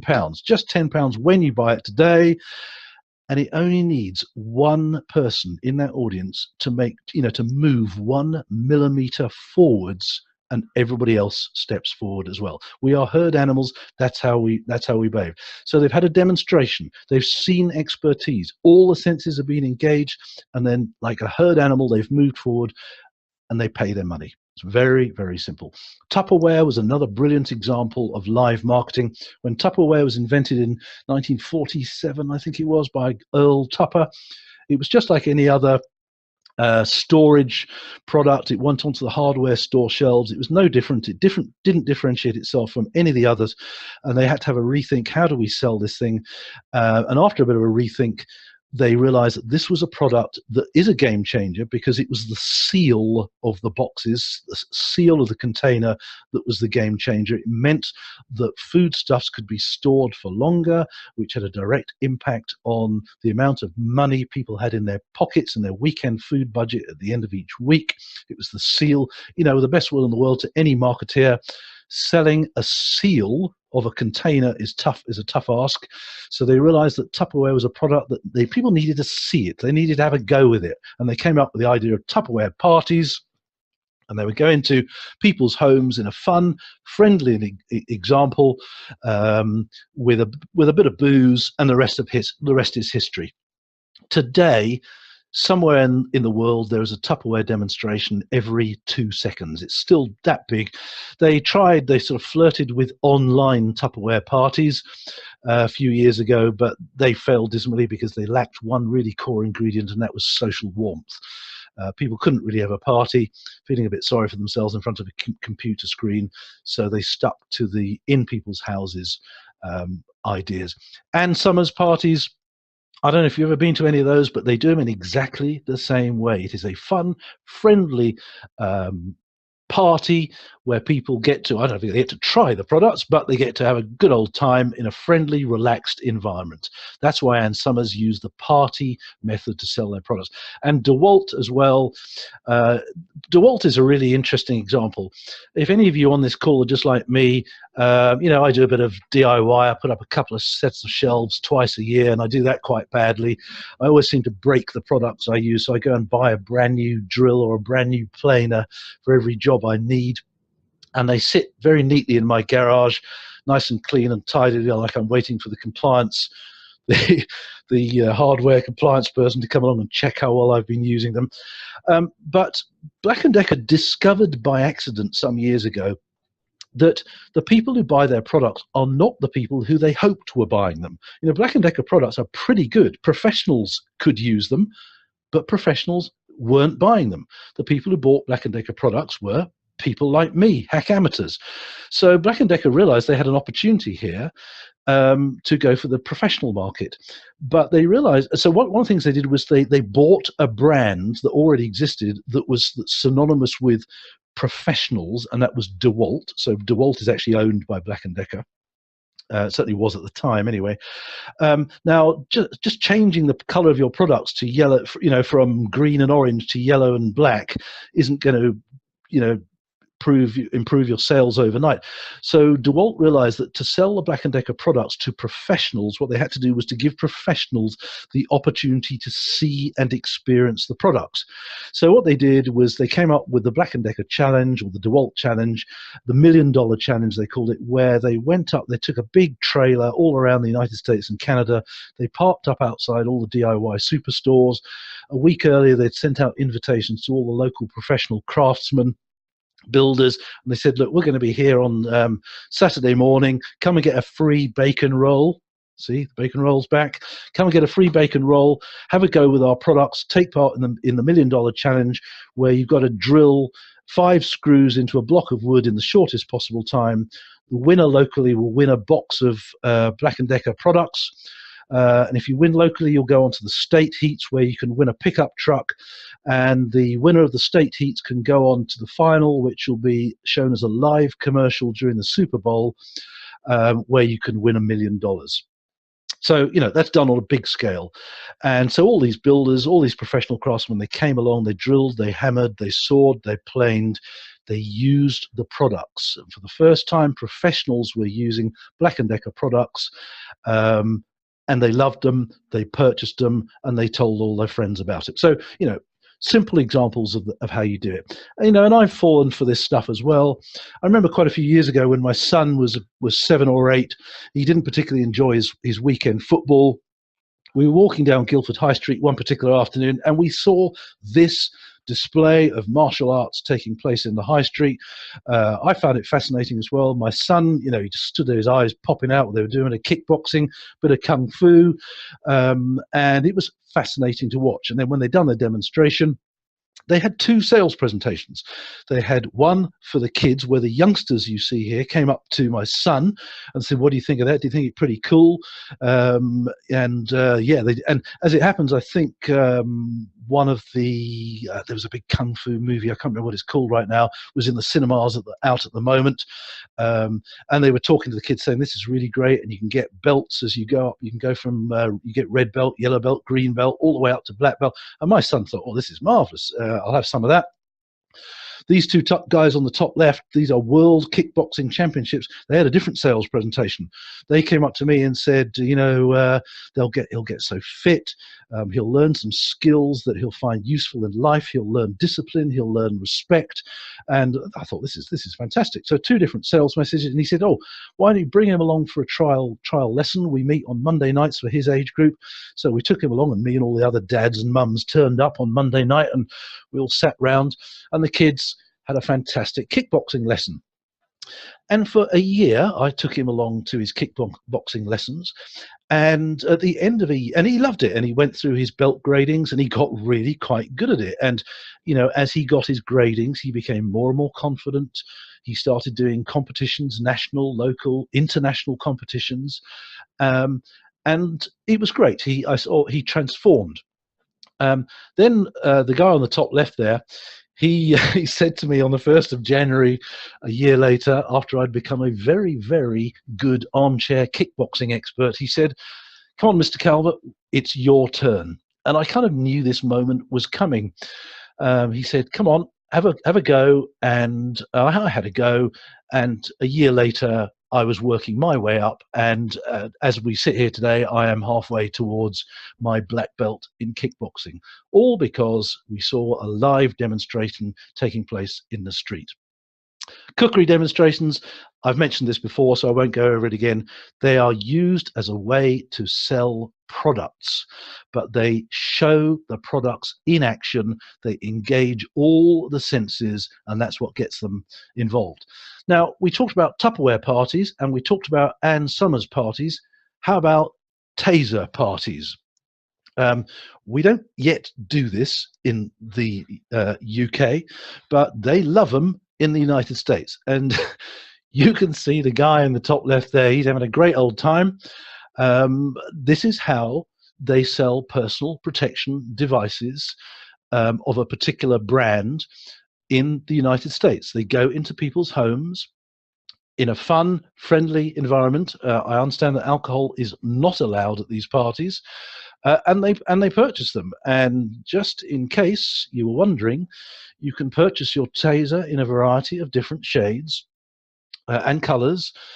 There's one to suit absolutely there. So, you know, there is a way of selling the most odd products and services. And then we come to financial planning.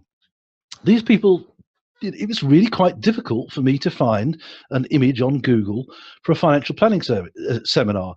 These people really don't look like they're having as much fun as the people at the Ann Summers parties or the taser parties. And that's a shame, because there's no reason why that should be the case. My friend Andrew, another reason why he got such high conversion rates was he made them fun. He got people engaged. He kept them light-hearted. He, in later years, he started showing videos. He doesn't do these anymore now because a few years ago he fulfilled his goal. He built up his client bank and he sold his business. So as far as I know now, he's retired. So he made them fun. And I know the financial planning services seminars that work well are where people are involved. They're encouraged to talk to each other and not just sit there like that. If you go onto Google and you do an image search and you type in financial planning seminar, you just get pages and pages of these. Of people, of promotional activity for seminars. So, you know, in the United States, they strongly believe. Now, one of the reasons in the United States that they put on a lot of seminars is because a lot of people like to get information about financial planning through a live event. More and more people use the internet now, but they do, it just works well for them. And there's no earthly reason why people who are looking for information on financial planning in the United Kingdom or across Europe or anywhere else for that matter, why they won't want to come to your seminar or event to help reinforce what they've already done themselves. You know perfectly well that more people do DIY financial planning, but they still need to come to you, the expert, for, you know, to get an opinion or to reinforce what they found out for themselves. Okay, how do we start planning these things? I hope this is we've now made it pretty clear as to why we should be doing this. Let's now look at some of the practical stuff as to how we get the bums on seats. So I call this the rule of 5. 5 months to plan it and put it together, 5 decisions you need to make, and 5 promotional techniques. Now, one of the single biggest reasons why financial advisors and other people don't get a room full of people, the single biggest reason is they don't promote it for long enough. They don't promote it well enough, but the single business reason is they don't promote it for long enough. I would suggest that if this is your first seminar or your second or third seminar, I would put a date in the diary 5 months from today. Apart from anything else, you've got a business to run in the meantime. And I would not advocate outsourcing this to somebody else. There's a question in our Facebook group at the moment about, should you outsource your social media to somebody else? And I would argue against doing that, because social media is about imparting and communicating to people as your expertise. And to get somebody else to do it doesn't really, it's not you. It's not the real you. So you need to be doing this yourself, so that your heart and soul goes into this. So, the first month you're going to spend kicking it around, having meetings with your colleagues, doing all sorts of stuff. Now, I'm not going to break down what you have to do in each of those 5 months. And the reason I'm not going to do that is because I've got a handout which I'm just going to send you. It's like a template which tells you what you need to do in each of those 5 months. So I hope you'll find that useful. So we're not going to do that. The message for now is put the date in the diary 5 months from now. Once you've nailed it over 5 months, you'll have a process that you can follow, that you understand. So you don't need to do it quite so far off. So 4 months, and you could possibly get away with 3 months, but start with 5 months. Okay. Next thing, 5 decisions you need to make, and then 5 promotional techniques. So don't worry, it's 5 months to go. The clock is ticking down. What are these 5 decisions that we need to make?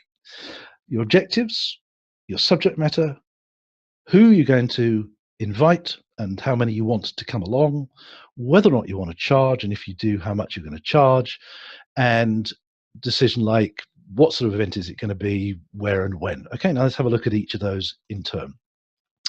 We're also going to look at 5 promotional techniques. There they are: offline, online, phone, help, and the key thing, your personal story.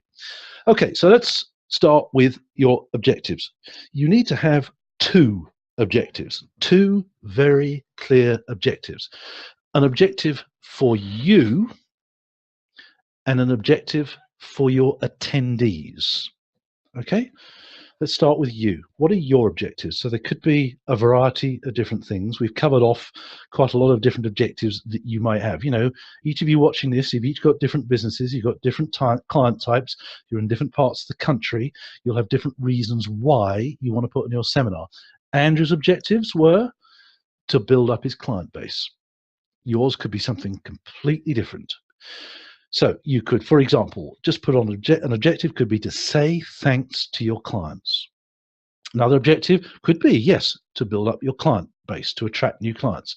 Another objective could be just to start building your profile locally.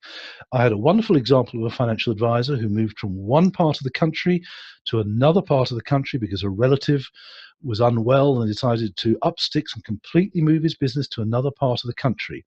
He said, the way I'm going to get known in that other part of the country is to put on some local seminars. His target market were medium to large companies. So in other words, what he wanted to do was to get in with the HR departments of those companies to help with pension planning. We see that's a niche market that he decided to go for. He wanted to, because these were medium to large companies, because he wanted to get in with the HR people, he decided to put on his seminars in a prestige venue. The venue he chose was Althorpe House, okay, the home of the Spencer family. So that's about as prestige a venue as you can get. And he knew that by saying the venue was Althorpe House, he knew that that would be one of the things that would help to get his target audience closer to their tipping point. Do you remember we talked about the tipping point earlier? That was the objective. In fact, he didn't read the contract. He was happy to pay the fee, but he didn't read the contract. When he arrived to do his presentation, it was all laid out beautifully, absolutely fantastic. The paintings on the wall were absolutely beautiful. The presentation was during the morning, and he got some other speakers to come in as well. We'll talk about whether or not you should have other speakers later. and there was going to be lunch in the main dining room, and the bit in the contract that he didn't read was that if Earl Spencer was in residence that particular day, he would personally welcome his guests to the seminar. And Earl Spencer was in residence at the time, and he hadn't read that in the contract, but my goodness, what a difference that made. Earl Spencer was welcoming these HR people from the different companies, and he was going, welcome to my home, welcome to my home.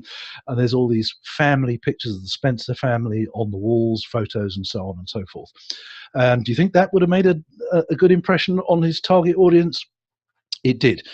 It was absolutely fantastic. I actually was asked to speak at that particular event as well, something that would help PR people, but that was his way of raising his local profile. So that was his key objectives, this particular IFA. Another objective might be just to build relationships with professional connections. Again, so you put on a seminar or event just for them. And it could be just a networking event. You don't have to do the full-on financial planning thing to show off your expertise. You know, this is more about helping local professionals to build relationships and get to know you.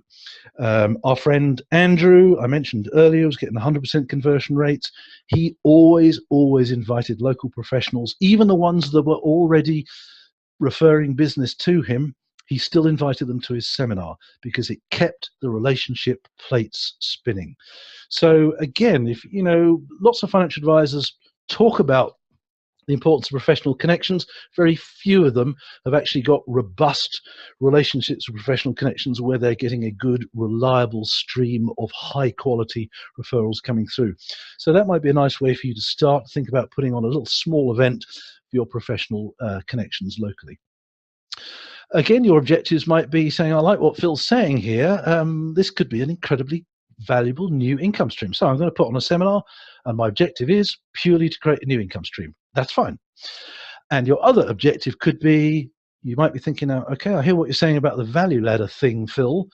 I ought to be using seminars as part of my proposition, so I'm going to start doing them for that reason. And there could be several other reasons why you might have other objectives. So there's just a few for you to think about: client appreciation, client attraction, local profile, professional relationships, income stream, or value ladder.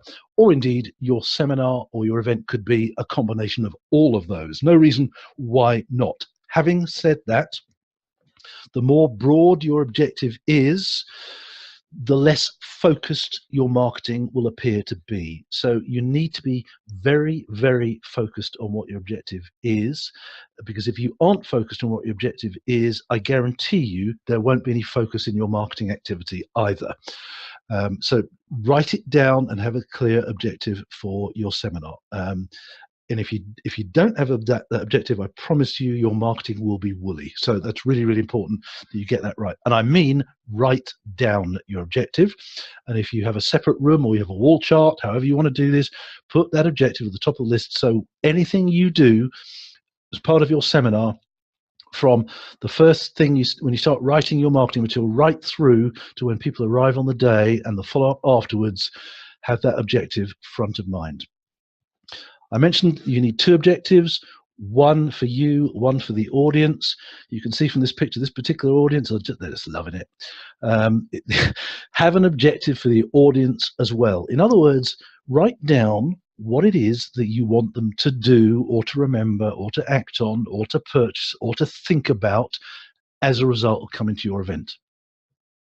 So an objective for you and an objective for the audience. Have a think about what is it that you want them to do as a result of your event. So important that you do that. And once you have that in mind, you will find that all your focus includes that.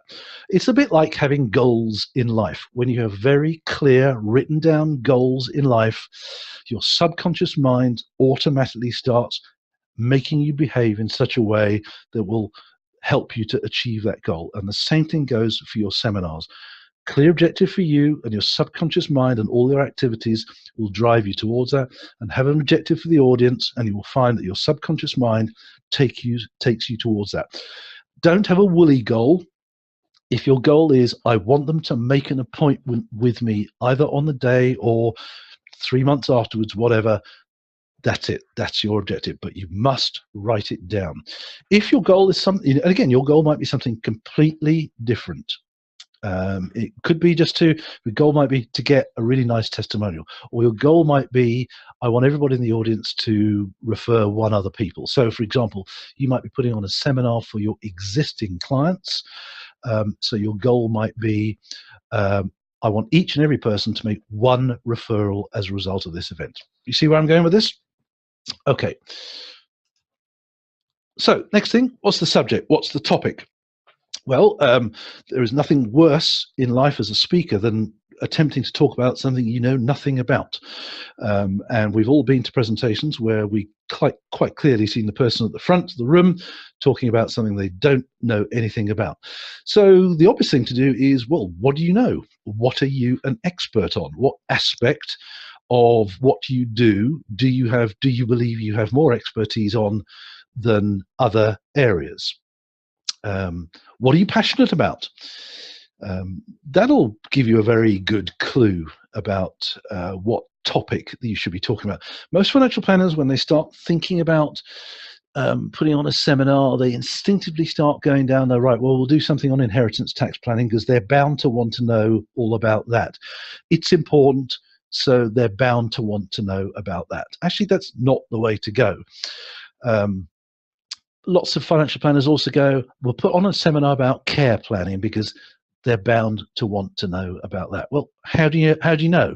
Have you ever asked them? Most financial planners, when they're putting on seminars, never bother to ask their clients or their prospects what they would like a seminar on. I do this all the time. I'm always running little surveys. If we're going to put on in fact, if you're in our Facebook group at the moment as a financial advisor, you'll see there's a little poll there that says we're planning some webinars over the next few months. What would you be interested in if we were to do that? And quite often, I'm usually quite surprised that they will choose something I wasn't expecting them to do. So don't put on a seminar about what you think they want to know about. Be guided by what they want to do, but you still got to know what you're talking about. So just write down 5 topics. You don't need to do that now. But here's the thing. Look at your personal life story. What one thing did you learn on your journey in your life story? Now, that might take you quite a while to think about. But if you can find something that you learned that changed you, that took you to where you are today, that I guarantee you will help people. That will literally that has the power to transform people's lives.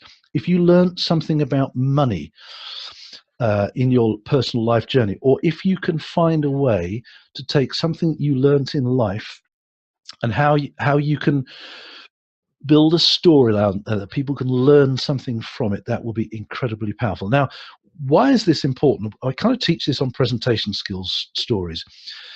Don't talk to people about what you think they want to hear. Actually, what people want to hear is what interests them. And 9 times out of 10, what interests them is stories about other human beings. And this goes back many, many years. When we lived in caves, we didn't sit watching TV or YouTube. What we did was we sat around a fire listening to stories about our forefathers and, that hunt, that legendary hunt. In other words, we listened to stories. As human beings, we are hardwired to listen to stories, particularly transformational stories about people's lives where they hit a brick wall or just wasn't going in a particular direction, and then how an epiphany happened and something changed. Now, it doesn't have to be your personal life story. It could actually be somebody you know. It could even be a client. You could tell a client's life story. You could even have a client there. It's always an interesting thing. One of the things Andrew did, I'm hoping I'm giving you lots of value on here, what Andrew was doing. One of the things Andrew did with his seminars was he knew that stories were all powerful when it came to the topic and the presentation. And one of the things he would do is when people signed up for his seminars, and this was he certainly didn't have a website, I don't think. So people would phone up, or they would send a letter, or they would send a coupon back. They cut something out, fill in a form. What he would do is every single person who signed up for his seminar, he would phone them up and say, gee, thanks very much for signing up for the seminar. Really pleased about that. And by the way, thanks for asking questions. I said, even if I'm not answering your questions right now, I will get back to you personally by email, or I'll phone you if it's something really, really interesting. Andrew would ask them, thank you so much for signing up. Just out of interest, what was it about this event that attracted your attention? What piqued your interest in this? So he's getting quite information even before people have turned up. And then he says, what we also like to do during the seminars, we like to do some case studies. And in an ideal world, we like to do live case studies with somebody who is actually in the room. Would you be up for that? Now, he'd find that 8 times out of 10, people would say, well, I'm happy for you to use me as a case study, but please don't use my name and please don't point me out. Now, what Andrew wants is to be able to use real people, because that makes it so much more authentic. And he also wants to be able to point somebody out as well and say, look, let me introduce you to Jean or to John, and I've had their position. I want to tell you their particular story. Now, what you tend to find with seminars, particularly in seminar audiences, is that there are always a few people in the audience who want more from that event than you were planning to give. You tend to spot them quite quickly because they're the ones that ask questions really early on. Now, one of the reasons Andrew phones them up is to try and identify these people quite early on. So 2 out of the 10 people will say, yeah, sure, I'm more than happy. Please use me. I'm more than happy. So, he does a bit of pre-case study work with them. And at the seminar himself, he introduces them and he tells their story. And sometimes, with their permission, they will get involved as part of the seminar as well. This is really, really powerful stuff, where the event is based around a topic where you can do real life case studies with the people actually in the room there, and you tell their story and they can be part of it. I cannot tell you how powerful it is actually doing that. Now, I mentioned Jeremy Squibb earlier, who was doing a charity event, and part of his charity event down in Cornwall, he introduced somebody from the audience who was very much part of the reason behind the event. And I can only imagine by doing that how powerful that was. So that's a very, very powerful thing to do that. So ask people, why do they want us? What would they like to hear? And when they sign up, then just get some more information out of them and get some real life. So one of the things Andrew does, he's got real people in the audience with real stories to tell. And when he's doing his presentation, he doesn't use a case study which has got convenient noughts, because all financial advisors' case studies have got noughts on the end of them.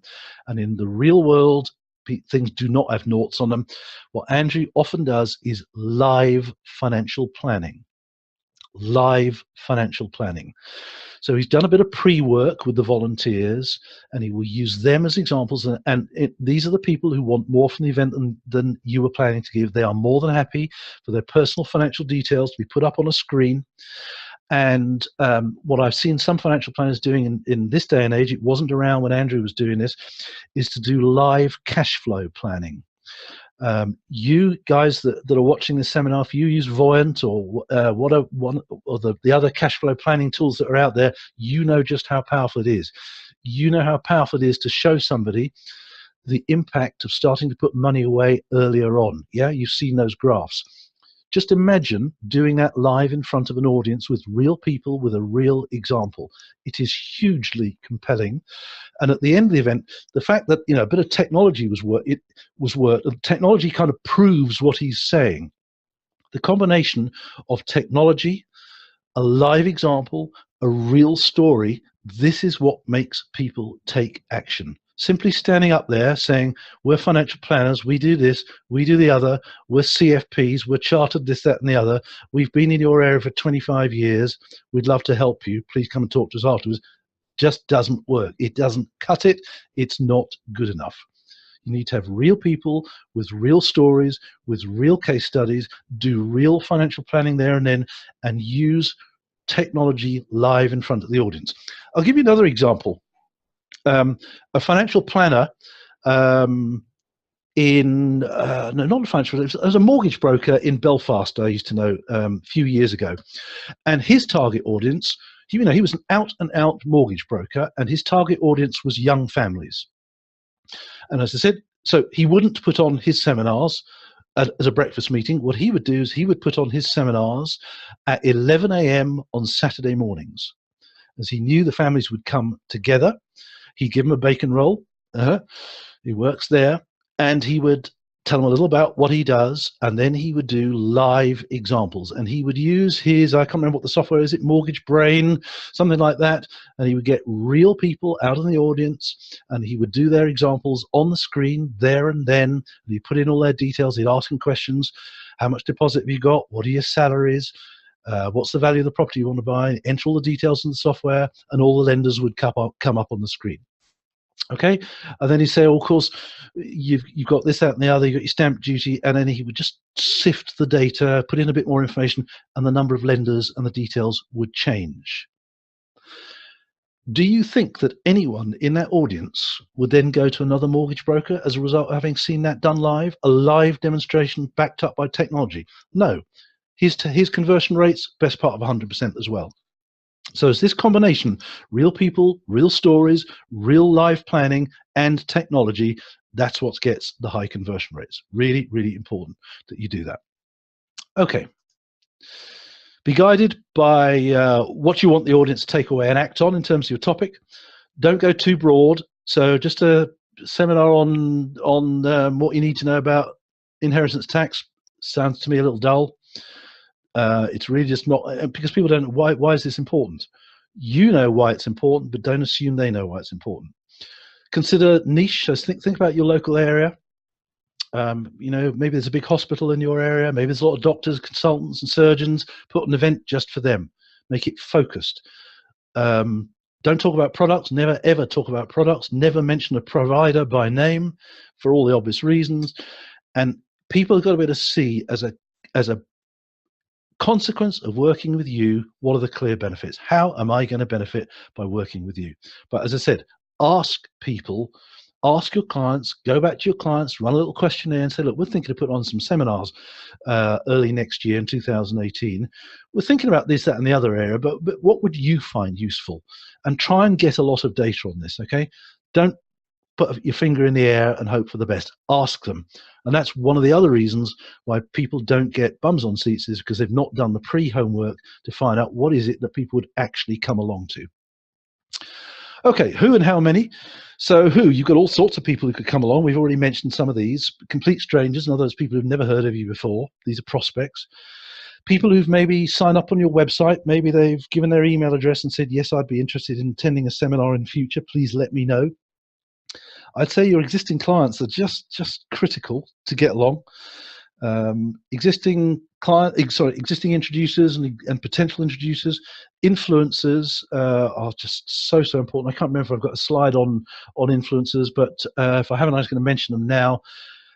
So influencers are people in your local community, or people who you know, who other people know. For example, they could be the local, I don't know, head of the Chamber of Commerce. They could be the owner of a high-profile store that you've got locally. Each and every one of you will have local influencers. You need to be encouraging them to come to your seminar. Perhaps you're doing a chargeable seminar. Go to them and say, look, we're putting on a seminar in a couple of months' time. I would love to give you a free ticket to my event for XYZ reason. Said you're a high-profile member of our community.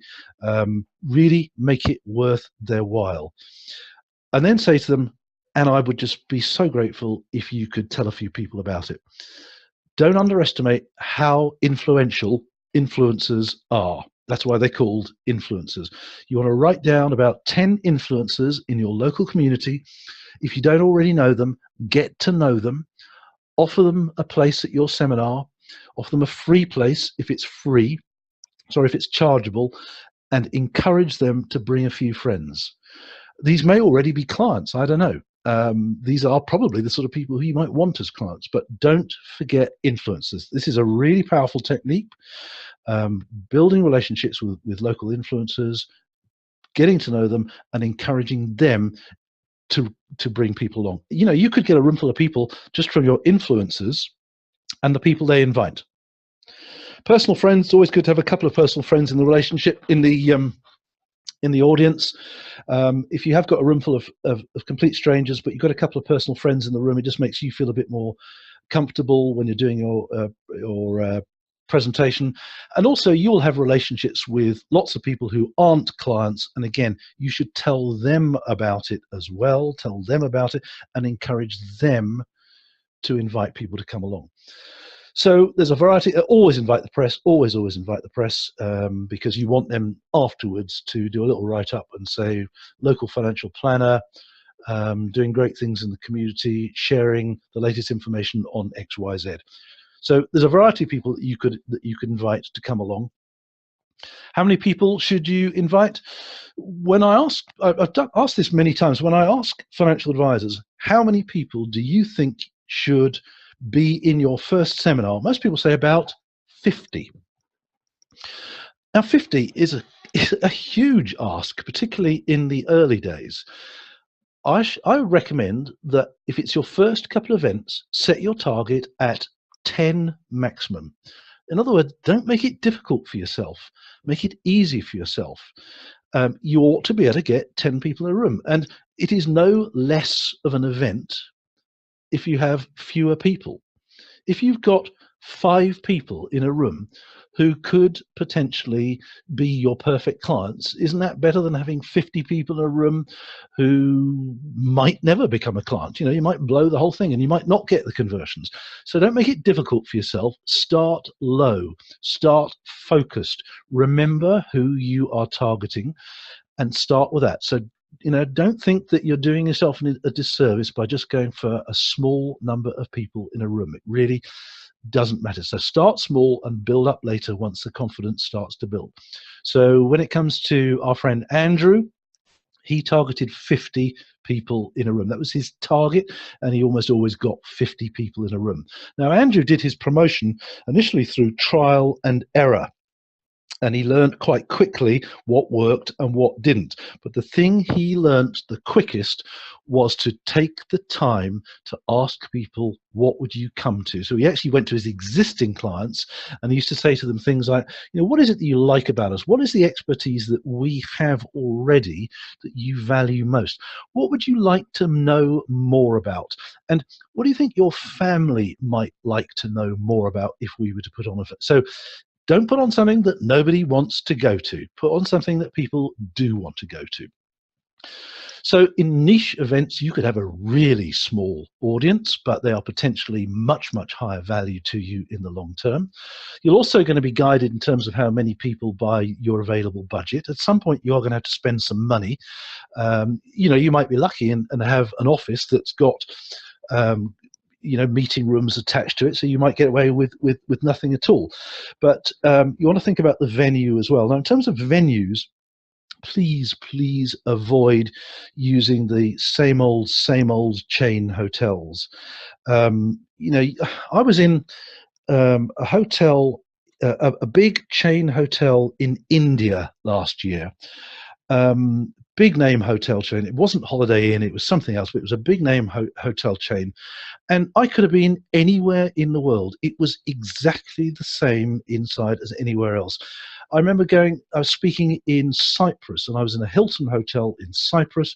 The menu in this Cypriot Hilton hotel was exactly the same menu as the Hilton that week in Guildford or London or anywhere else.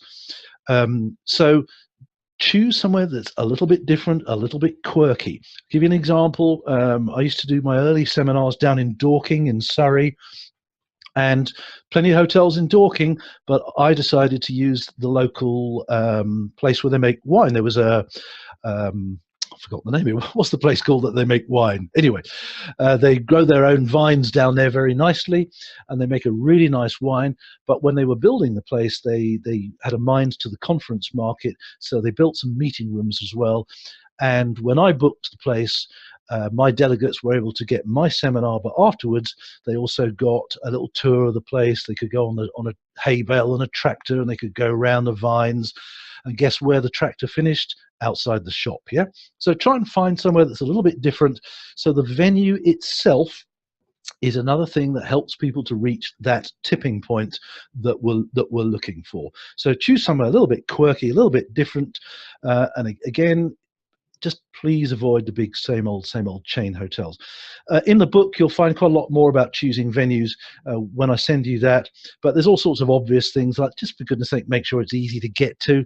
Make sure it's not difficult to get to in the rush hour or something like that. Make sure there's parking. Make sure there's free parking. And if the parking isn't free, pay for the parking and put in the benefits of turning out that said the parking is free. We cover that for you. You know, use your common sense when it comes to the venue. Other things as well, think about the room. You want to avoid rooms that have got pillars in the room so that people can't actually see you. Yeah, always have natural daylight if you possibly can. I say always. If you possibly can, I say always. So lots of hotels will offer you a cheaper room, but it's downstairs in the basement, and people just don't like that. That one I was telling you about, where I went to, that was in a really nice hotel. They've got beautiful doors that open out into the garden. You know, people need natural daylight. They need a bit of fresh air as well. So that's all common sense stuff. So make sure you visit the place and think about your budget as well. Be guided by your objectives in terms of how many people you have along, and also think about, have you got the resources to follow up? If you are going for a big one where you want 100 people in the room, and let's say that 50% of the people in the room come up to you afterwards, maybe with a question, or maybe they want to buy something, or they make an appointment with you, how are you going to handle that? So think about that. Have you got the resources to follow up on the day, and have you got the resources to follow up afterwards? Now, the big one. Should we charge for this? Would you pay an admission to attend a brand's event if it looked like it would be awesome? Right across all industries, 50% said yes, 50% said no, marginally more a few years ago. When our financial advisor Andrew did it, it improved things incredibly. He thought by charging it would actually put people off, but it actually made things better. He said a different type of person wanted to come along. It created a new income stream. It significantly enhanced the perception of value. So saying we need to charge people and get them to actually pay is a completely different matter. We need to do a few things that will help them to do that. And again, in the book, you'll find some things on that. But let's just cover off a few of those now, because they apply to whether you're giving a free event or indeed whether it's chargeable. So the benefits of charging are perception of value. It's also proof that the event is high value. And you know, you don't get so many dropouts at the last minute. If people pay, there's a very good chance they'll actually turn up. Amazingly, lots of people pay and still don't turn up. Like today on this webinar, half the people who paid haven't turned up. Now, admittedly, they're going to get the recording, so that's fine. But it's amazing it happens. So perception of value, and it's proof that it's high value. People are essentially paying to be your prospects, which from a marketing point of view is just wonderful. If you charge people, at the very least, you should cover your costs. It's great for cash flow. You know, if you start promoting it 3 months out, 5 months out, you know, people are sending you money 3 months, 5 months before you've even given them the service. So lovely for cash flow. It's a new income stream. I said, I know several IFAs who and people in other industries who, once they start putting on seminars where they charge them, they go, my goodness, this is a whole new ball game. I wish I'd done this earlier. Where you can actually say, right, well, and I know several financial advisors in the United States who realized, this is such an important point, that when quite a few years ago now, when financial advisors first started working out what it costs to acquire and have a client, many people realize that it's very expensive and quite a few of their clients aren't profitable at all. In fact, one of the main back office systems in the UK, some of you may remember a client care desktop from Key Securities. I remember seeing the very first version of that. Funny enough, when I was working out of that office in the city in London, it was created by a financial advisor, and he said, I've created a spreadsheet where I can actually work out how profitable each and every one of my clients is. And this went on to become Client Care Desktop after a few years. And he said, this is really, really important because it's going to transform my business. And he says, why am I working with clients where I'm not actually making a profit? Now, in the United States, they'd sussed this out many years earlier. And several financial advisors thought, well, hold on, there's no point to me doing this. I still enjoy helping people improve their financial lives. So I'm not going to retire from financial planning, but I'm not going to do any more financial planning. What I am going to do is deliver my expertise in new formats, just as we've been talking about throughout this webinar. And so what lots of financial planners decided to do was to stop doing face-to-face financial planning and to start doing chargeable financial planning seminars, period. That's it, full stop, nothing else. If people came up to them afterwards, they would still refer the business on to somebody else and they would receive a cut. They said, I don't want to do financial planning anymore, but I do enjoy doing financial planning seminars and I will charge them. And many of these people started small in the local towns, the local areas, and they grew and grew, and there are still financial planners in the United States now who can fill stadiums with people who just want to pay and come along to learn about creating wealth in their lives. It's not a very UK thing for our UK listeners today, but it is a very interesting new model that you might want to think about. Stop doing financial planning, start doing educating and charging people for it.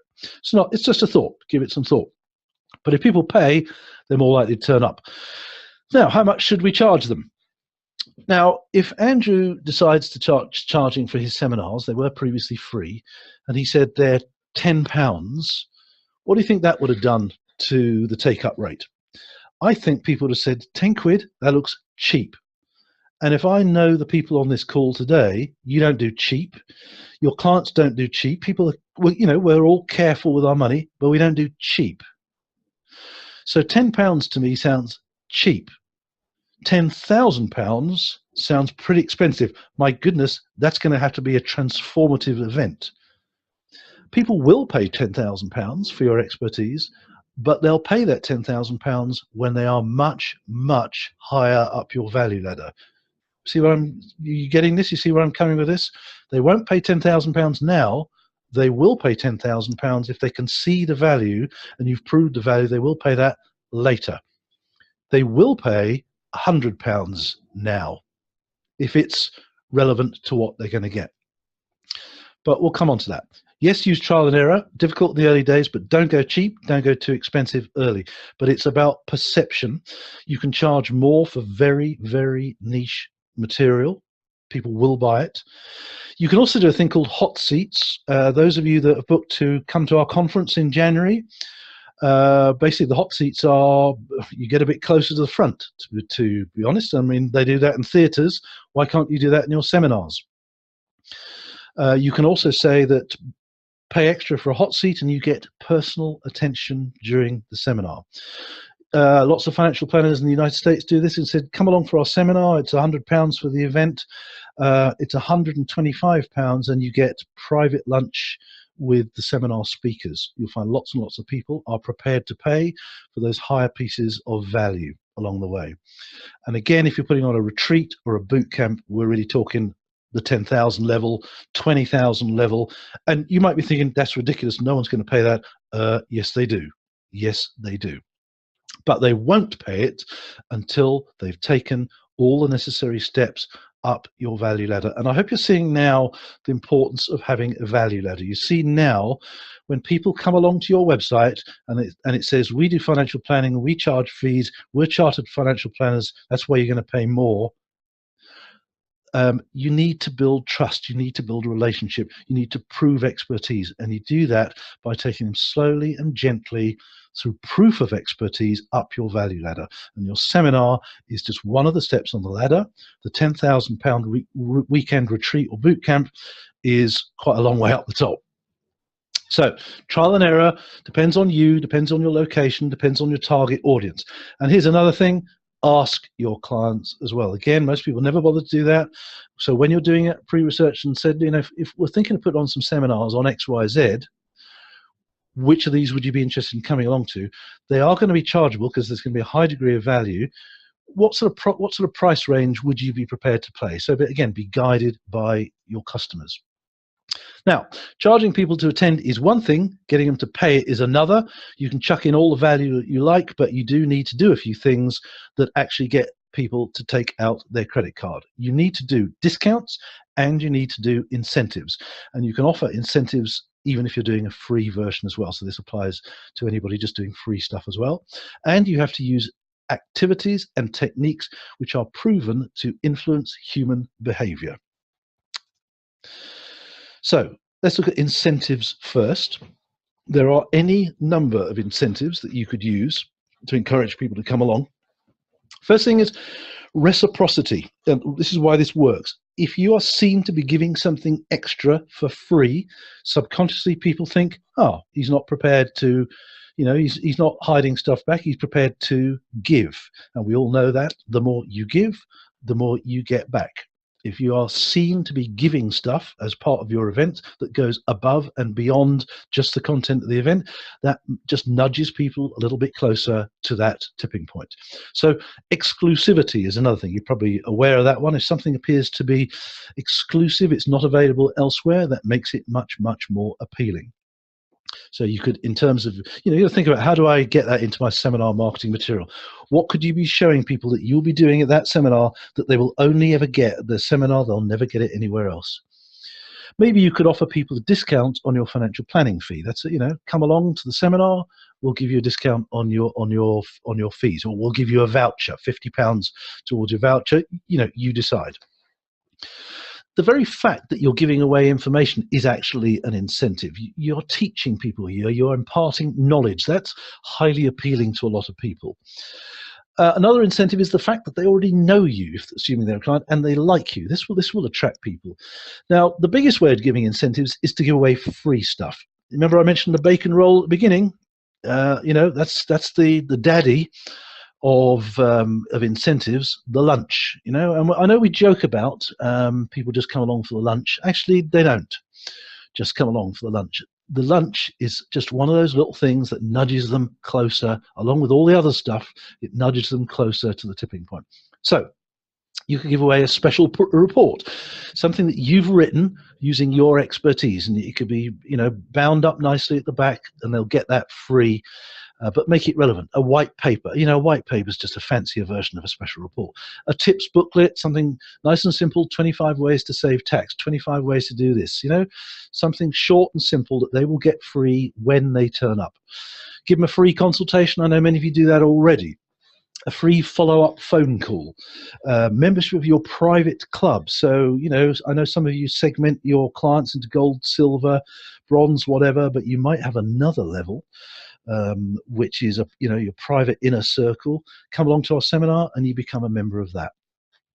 Maybe they get access to a private area of your website that only people come to the seminar. They get additional resources that are on this special secret page. Okay, you getting this? You see where I'm coming with this? Maybe a business card drawer. They're always very powerful to get people on. Put this in the marketing material. If you turn up, you'll get a gift on the day. So I think Jeremy's still on the call. Serenity Financial Planning have got a really nice notebook that they give with their logo on them, which is a nice gift to be able to give people. It's a nice valued thing.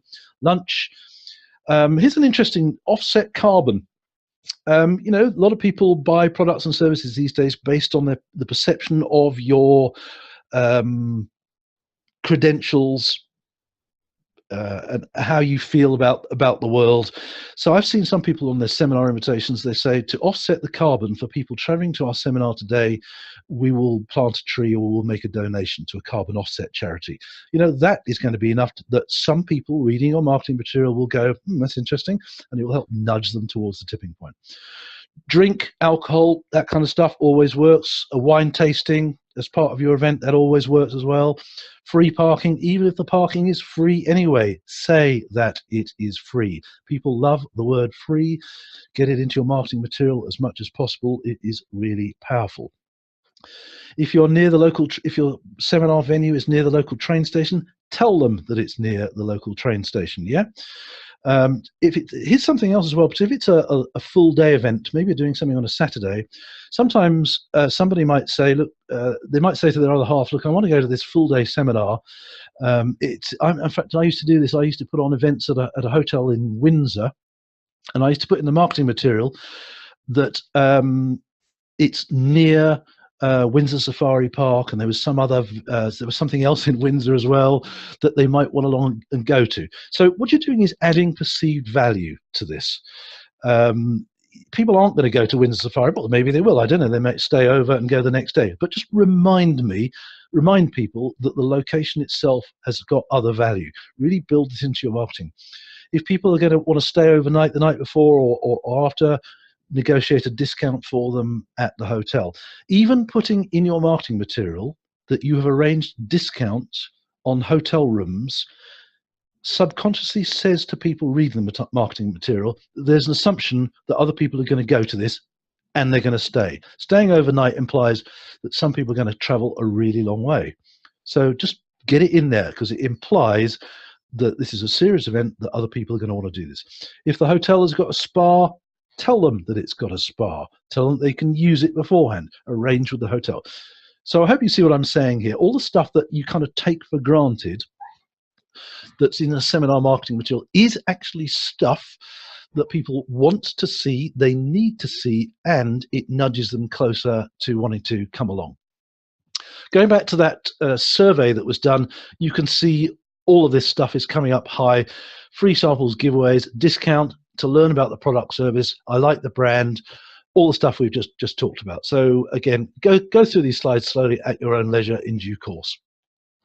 Now, in terms of discounts, if you are charging for your event, you have to offer people discounts. Give people a choice of prices for different aspects. So you might have main seating, hot seats, seminar plus lunch. Always offer 3 prices if you possibly can. Always make sure that the price has a 7 on the end. It's been proven time and time again that when you're selling something, particularly when you're selling something online, if it's got a 7 on the end, it makes people more likely to want to buy it. If you sell cars, you put a 5 or a 9 on the end. But for seminars, you put a 7 on the end.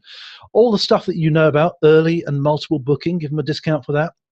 If you're putting on a seminar on the local golf club, maybe they've got a nice room there, in your marketing material, say, if you're a member of such and such golf club, they'll get a discount. If you book by phone, if you book by email, you'll get a discount. If you book by tweet, you'll get a discount. In other words, find a way to give absolutely everybody who reads your marketing material a discount, so that when somebody reads it, they go, oh, yeah, that's me. I'm a member of the golf club. Oh, if I book by email, I can get a discount. Give everybody the opportunity to get a discount. If somebody phones you up and said, I'm not a member of the golf club, and I don't want to book by this, that, and the other, what they're basically asking you is, can I have a discount? What do you say? Yes. You just say yes to them. If you say no to them, do you think they're going to book? Probably not.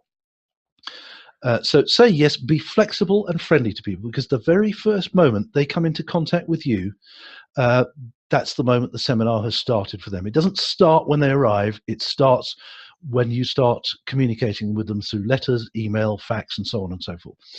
On your marketing material, you could say to them, send an email to make your booking and quote some random reference number. Yeah, you see this all the time. It's just a random reference number. But if people can see they can get a discount by quoting some random reference number, that they're more likely to want to buy it. Yeah.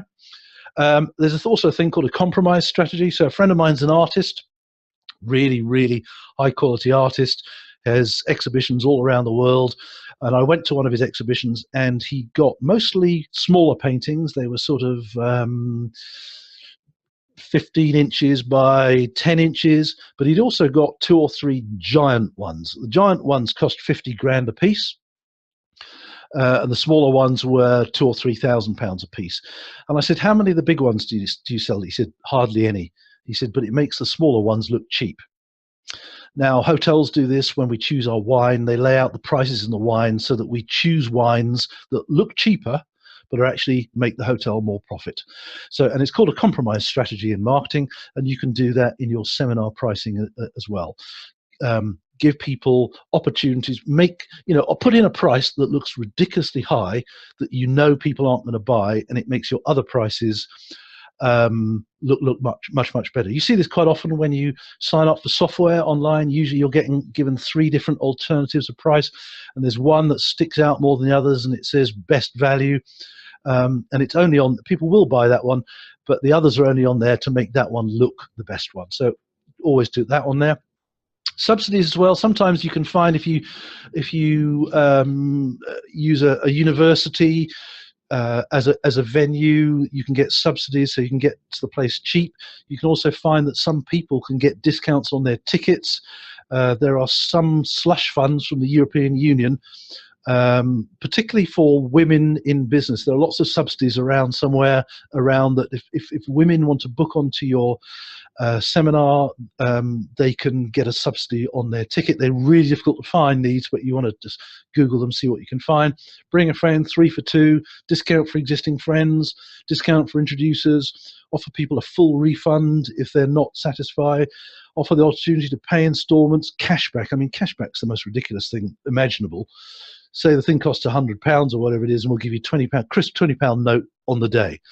And that is something that appeals to some people. Choose your own price. I've done this many times, where you put on a seminar and you give them 3 prices to choose from: one really expensive one middle one, and one cheap one. Guess what happens? Most people choose the middle one, which is amazing.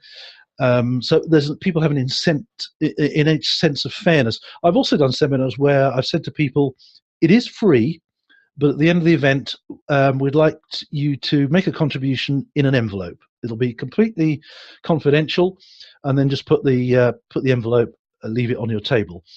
And you get a couple of nutters, pay a £5, and you get some people who will pay significantly more than you would have ever charged for. So as you can see from there, these are all things that you've all fallen for, but they are actually ways of encouraging people to get out their credit card. And if you're putting on a seminar that you want to charge people for, you need to start employing some of these techniques as well. Okay, thanks for staying with us. This is absolutely fantastic. I really appreciate it. Other incentives. Basically, incentives, you really need to just be reassuring people that there's going to be value at the event. And what happens subconsciously is people, if they see that you are giving away a huge amount, subconsciously they think, my goodness me, if he's giving away all that extra stuff, all those freebies, I'm not going to get shortchanged at this event. So give to get. State the value of the incentive. So if you are giving away so come along to our seminar and we'll give you a free special report on the state of the pensions industry or whatever, put in brackets, worth £250. Anything that you're giving away free, put in brackets afterwards the value of that incentive. And you want to make sure that the total value of all the incentives add up to a lot more than the value of the ticket to attend. So again, people are told, my goodness, this event is incredibly valuable. And when you do give away a lot of stuff, people do have this sense of indebtedness, which they want. So what's the key point here? The magic combination of charging people to attend and giving them a discount, because we all like a discount. Even if we're prepared to pay, we still love a bit of a discount, even if it's a £5 off or a £10 off here. The value of the event is enhanced, and they get a bargain because they don't have to pay full price, and be friendly, professional, and flexible. That is really, really powerful. If you can charge for an event and give discounts and give incentives and be friendly and professional and give discounts and incentives to people and to absolutely everybody, then you significantly increase the likelihood of somebody going, yep, I want to go to that. When you're writing out your marketing material, there seems to be some people seem to think you should only ever write on 1 page of A4. Who thought that up? I have no idea. You need to take as many pieces of paper as it takes to get across the value of the event itself. You've probably been on them, on webinars, where it's a 3-4 hour webinar where 1 hour of it was the content that you were promised, and the remaining 3 hours are a sales pitch for something else. That's not how you want to do it. You want to be really, really going to town on the benefits of attending, how people will benefit as it suits them, how it's relevant to them, incentivize people for coming along, and give people discounts if they pay. That is the magic formula for getting this all to work. We've touched on quite a lot of it, but here's a slide so that you can go. Denby's was the vineyard in Dorking. That's that I've used. I think you can still use it. I've used Old Trafford. I've put on seminars at Old Trafford, the football ground, that is. When I've done an event in Manchester, if you put on an event in Manchester, regardless of the team that you support, if you say that the football ground is just down the road, that is enough that some people will go, well, I ought to go to this seminar, then I'll go visit Old Trafford afterwards. And you can put an incentive in the marketing material that says we've also arranged free tickets for a tour around Old Trafford afterwards. Think outside the box here. Think where you are. Think what other places are down the road. Could you get a discount on something else and offer that as part of the incentive of going to your venue as well? The Basil there, I'm not sure the Basil still exists, but it is a 5-star hotel in Knightsbridge that is only for women. So if your target audience was women and women who live in London, and you wanted incentive, you could put it on at the Basil. Just having it there, women are going to go, they're going to want to turn up for that. Althorpe House, as I mentioned, make sure there's disabled access, make sure it's easy to find, all that stuff that we've talked about as well. In terms of when, just a couple of things again, we're going into more detail in the book about this. Do you think about the day of the week as well? The day of the week and the time during the day of the week has to suit your target audience. I've said that before. But for short events, and by short events I mean anything up to half a day, Thursdays, Wednesdays and Tuesdays, longer events, so full day events, Thursdays and Fridays seem to work. Fridays are quite good for long events. You do get slightly more drop-offs at the last minute for obvious differences. And also long events, you get regional differences. So for example, if you put on a full day event in Glasgow on a particular day of the week, and it fills out, don't assume that it will fill out if you put on the same event in Edinburgh. There are regional differences as well. One good little tip is to ask the hotel. Go to the conference team at hotels and say to them, which days of the week do you find tend to get the most people turning up to events? And try not to pay in advance. Hotels will do their very, very best. What I always do is I ask a venue and I say to them, I'd like to pencil that in, and they will keep chasing and chasing and chasing, and I'll put them off and I'll put them off and I'll put them off as long as I possibly can, so that I don't have to commit to the last possible minute if I can possibly help it. And what I also say to them is, when I do commit, I said, I will commit to doing this, but my policy is to pay in cash on the day. You'll find quite a lot of venues are quite happy to do that. So you don't have to get your credit card out 5 months in advance. You really don't want to do that. Okay, so we've talked about, I want to move on to the presentation. We're kind of getting into the final furlong. I said 3 hours when we were, when I was promoting this. I've got a bit more material for those of you who would like to stick around for a bit longer. I estimate we'll probably do another 20 minutes, half an hour tops, so I hope you'll find that useful to get extra value out of this as well. So the presentation side, really go with what I've been talking about. Go with live financial planning based around stories. This is such a powerful tool. If you just go in there and you talk about the joys of inheritance tax planning and how important it is to get your care planning right, that is just dull as dishwater. And what people will do is they'll go home afterwards and they go, okay, that was interesting, and they'll think about it, and they might tell a couple of friends and family members, but they won't really act on it.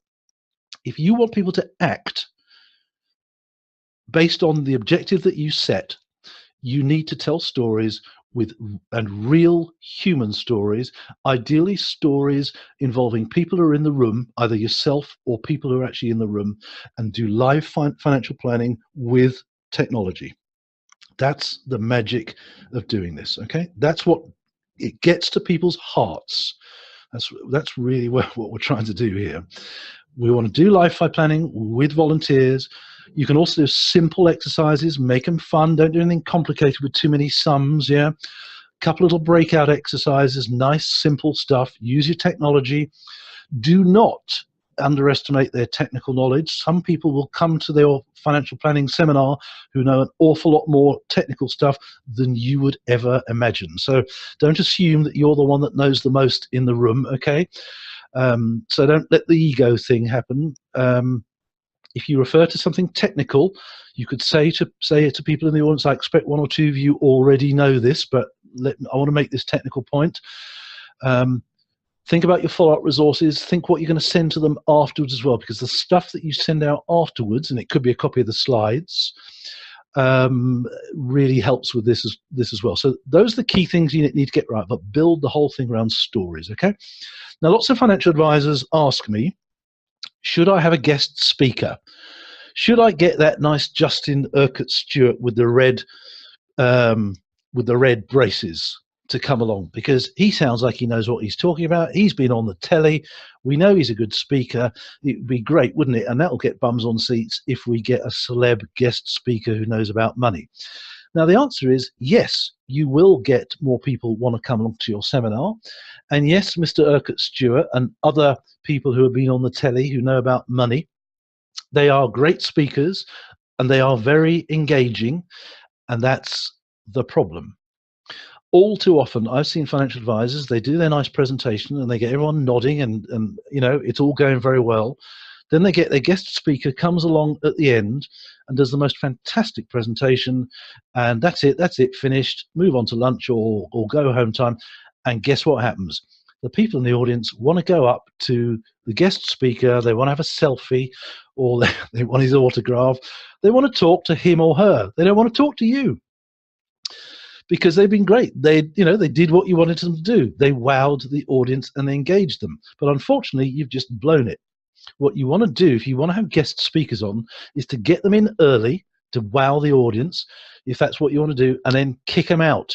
What you don't want is the audience coming up to your guest speakers at the end, talking to them. What you want them to do is to come talking to you at the end. So always make sure that the best guest speakers, however good they are, get them on early and then kick them out, okay?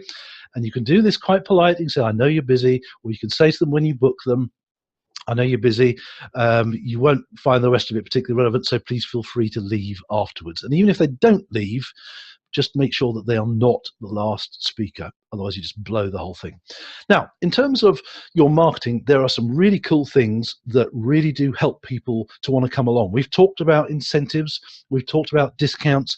But what we now want to be talking about is things that really actually are proven to influence people's behavior. Now, there's a couple of great books on this, which you can buy. One of them, well, the best one is called Yes. It's had there are several versions of it, so this is just one of the covers. But if you go onto Amazon or your favorite book supplier and type in Yes by Robert Cialdini, just read this cover to cover. You will be just blown away by the wonderful content, and it'll teach you stuff you didn't know. But it will give you some brilliant ideas on how to weave this into your marketing. And what Robert does is he talks about the 6 universal principles of human influence. And there they are, plus an extra one. Now, the first one he talks about in the book is reciprocation. And we've talked about this. If I give you something, it makes you very much more likely to give me something. In other words, if I give you a discount, it makes you very much more likely to give me your credit card number. Yeah. If I give you a free report, a free guide, free XYZ, it makes you very much more likely to say, yes, I'll come along to your seminar. So reciprocation, it's one we do know, give to get. Authority is another thing. In life, we are naturally drawn to figures of authority. We may not like them, but we are drawn to them. Some scientists once said, just to give you a really bizarre example of this, that right now, our authority figures are the police, and politicians allegedly. Apparently, if the aliens arrived today and landed in central London, the first thing that would happen is people would go out there and have selfies with the aliens, but it wouldn't take very long before law and order starts to break down. Because even if the aliens were coming at us with their guns, we would still see them as the superior authority, and human beings are naturally drawn to authority figures, even if they're authority figures that we don't like. So I said, I promised that was a bizarre example, but how can we use this in our seminar marketing? You make sure that in your marketing, you make it clear that you're an expert, you have expertise, you are the expert. Okay, and that is another thing that will attract people. So you need to be getting across the perception of expertise in your marketing material. Lots of people never bother to do that. One of the ways you can do that, and a really, really core part of the promotional materials that you use, is the personal profile. You need to put in your marketing material a lot of information about the speakers, who they are, where they came from, friendly professional photos, where you can find them online, a little bit about their career and what their area of expertise is, and maybe a case study. Really important that you get that into the marketing material. Something else that humans are drawn to is commitment and consistency. In other words, where somebody has similar values to ourselves and where people appear to be committed to a cause. So if you're a financial advisor that is absolutely committed to environmentally friendly investing, and you get that in your marketing material, that will appeal to a certain target audience. And you know, if you're an investor or you're a prospect and you are committed to the environment, and you see that the financial advisor or the person running the seminar is committed to the environment as well, that's a big nudge towards their tipping point as well. Scarcity, I think we all know that. If there's only one left on the shelf, it just makes it much more valuable. We have to have that. So again, in your marketing material, you need to get across the perception of scarcity. So one example could be is we're only going to put this seminar on once this year, or there's only a limited number of places at this event. Yeah, think about how you could use scarcity in your marketing material, and that will nudge a lot of people towards their tipping point. Likability, again, sounds like an obvious one. People are drawn to people who are fun and friendly, who are likable. We like comedians. People used to say about Bruce Forsyth, bless his soul. You know, people used to say what a lovely man he was. Quite apart from his talent, what a lovely person he was. So likability is really important. So again, find a way to get across the perception of likability. You know, one way you can do it with seminars is you can have pictures of the seminar host in a photo with previous guests at previous seminars, or a photo with other people shaking hands. We want a photo where other people are with you, smiling ideally, yeah? So it looks like you're popular. It looks like you're a nice fella, a nice lady, whatever. So likability is really, really important. Possibly the most powerful tool to influence people's behavior is social proof. And this is where we behave as human beings. So, and I'll give you an example of this. If you're in an office block in central London or wherever you happen to be, and you go outside the front door of the office block and you stare up into the sky, you stand on the spot and stare upwards, it won't take very long before you'll have a whole bunch of other people on the street staring upwards. We copy other people. I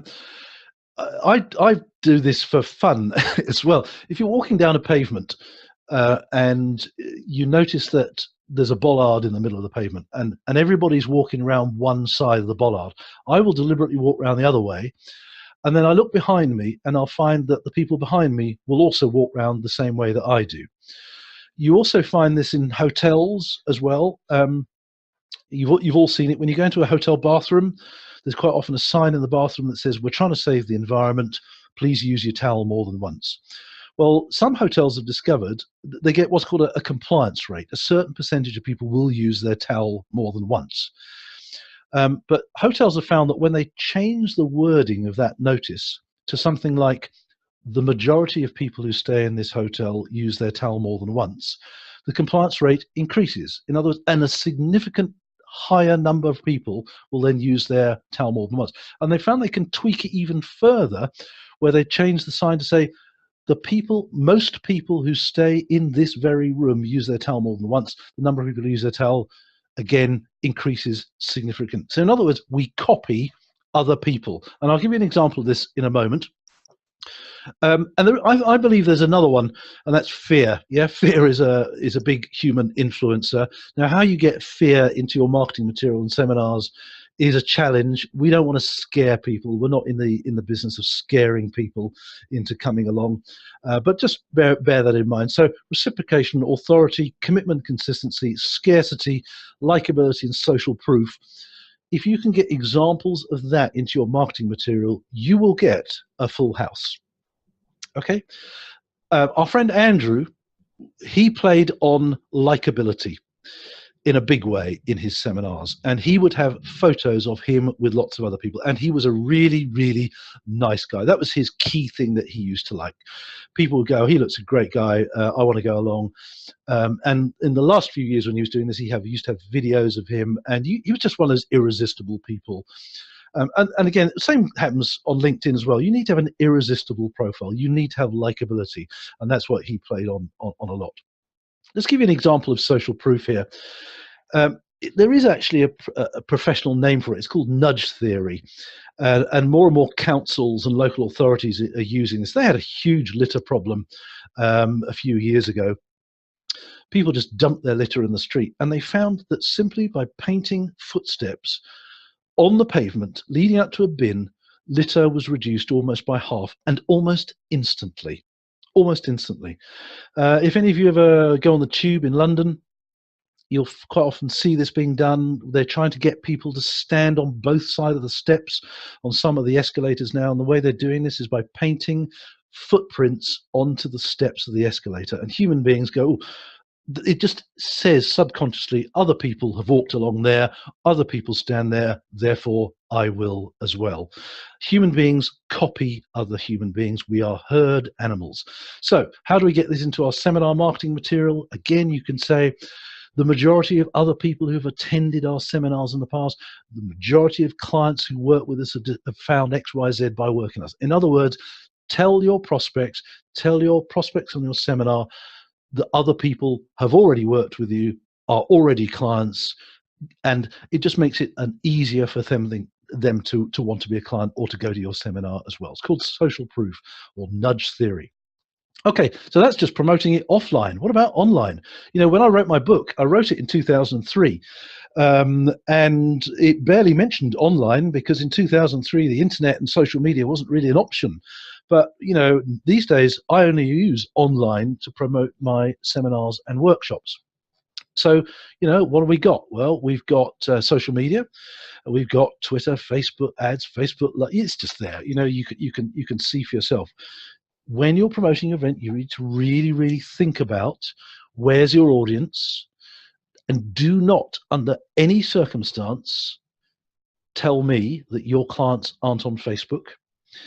No, not all of them are on Facebook, but don't tell me that your 80-year-old clients aren't on Facebook, because a great many of them are. You just haven't found them, or you just haven't asked them. So Facebook could be a great place for you to do, particularly if you do Facebook advertising as well. Remember in your promotion online, even on social media, remember the concept of people by people. Be friendly, be likable. Yes, you can promote stuff, but don't just spend your whole time promoting stuff on social media. Do the give to get. Build up a reputation as somebody who gives value through social media. And then when you do want to promote something, it makes it much, much easier for people to make a positive decision that they want to go with you. Yeah. Social media significantly broadens your reach. So, you know, you can only send out so many letters to your mailing list. Mailing list. Let me just, because somebody asked me about mailing lists the other day. Should I buy a mailing list? Answer, no. Particularly when someone offering you 10,000 lists, 10,000 names on the list for 20 quid, you know, you get what you pay for. Just, you know, and you'll get black marked by the internet service providers when you send them all out. Just don't use mailing lists. Yeah, use referrals, use personal connections, use influencers, use friends, use existing clients. use people you know, yeah. Use your local community. And that's why I said earlier, don't think that you've got to get 50 people in a room. Start with 5, start with 10, 20 if you want it, yeah. Don't make it difficult for yourself. Start with what's reasonable to do, yeah. Okay, think about your local community on social media as well. Bitly links, it's a way of shortening your website link. So if your website is www.jonesandcofinancialplanning.com/financial planning seminars, wow, that's a mouthful. Go to Bitly and create a short link and use that as well. And if you are putting on a seminar, why not get with the crowd, have your own hashtag. You could put hashtag Reading Financial, yeah, or hashtag Leeds Financial Seminar. Put a branded hashtag, just make something up, build a bit of community around it. And that will, again, people use social media as search engines these days. Don't assume it's just a broadcast media. It's a search engine. LinkedIn is the people search engine. Twitter is a search engine as well. And just you might want to do this afterwards. Go onto Twitter and type in hashtag Leeds or hashtag London, hashtag wherever you live, and you'll be surprised just how many tweets come up with your location in them. So you want to make sure that if you're promoting your seminar with social media, that people can find your tweets. Email. Now, email really is, people think it's dead. People think there's too much of it. But actually, if somebody said to me, Phil, you have to choose one type of marketing, I won't let you do anything else, seminars, social media, anything, and you could do one type of marketing only ever for the rest of your life, what would it be? I would choose email every single time. You just have to know how to do email properly. You need to know how to write emails that people respond to. You need to know how to run a list. You need to know about using email as part of your value ladder and not as an irritant. Many people say, I don't want to use email to communicate with people because they see it as an irritant. Well, that's because you're not doing it right. You need to use email in a way that they want and expect to see your email newsletter.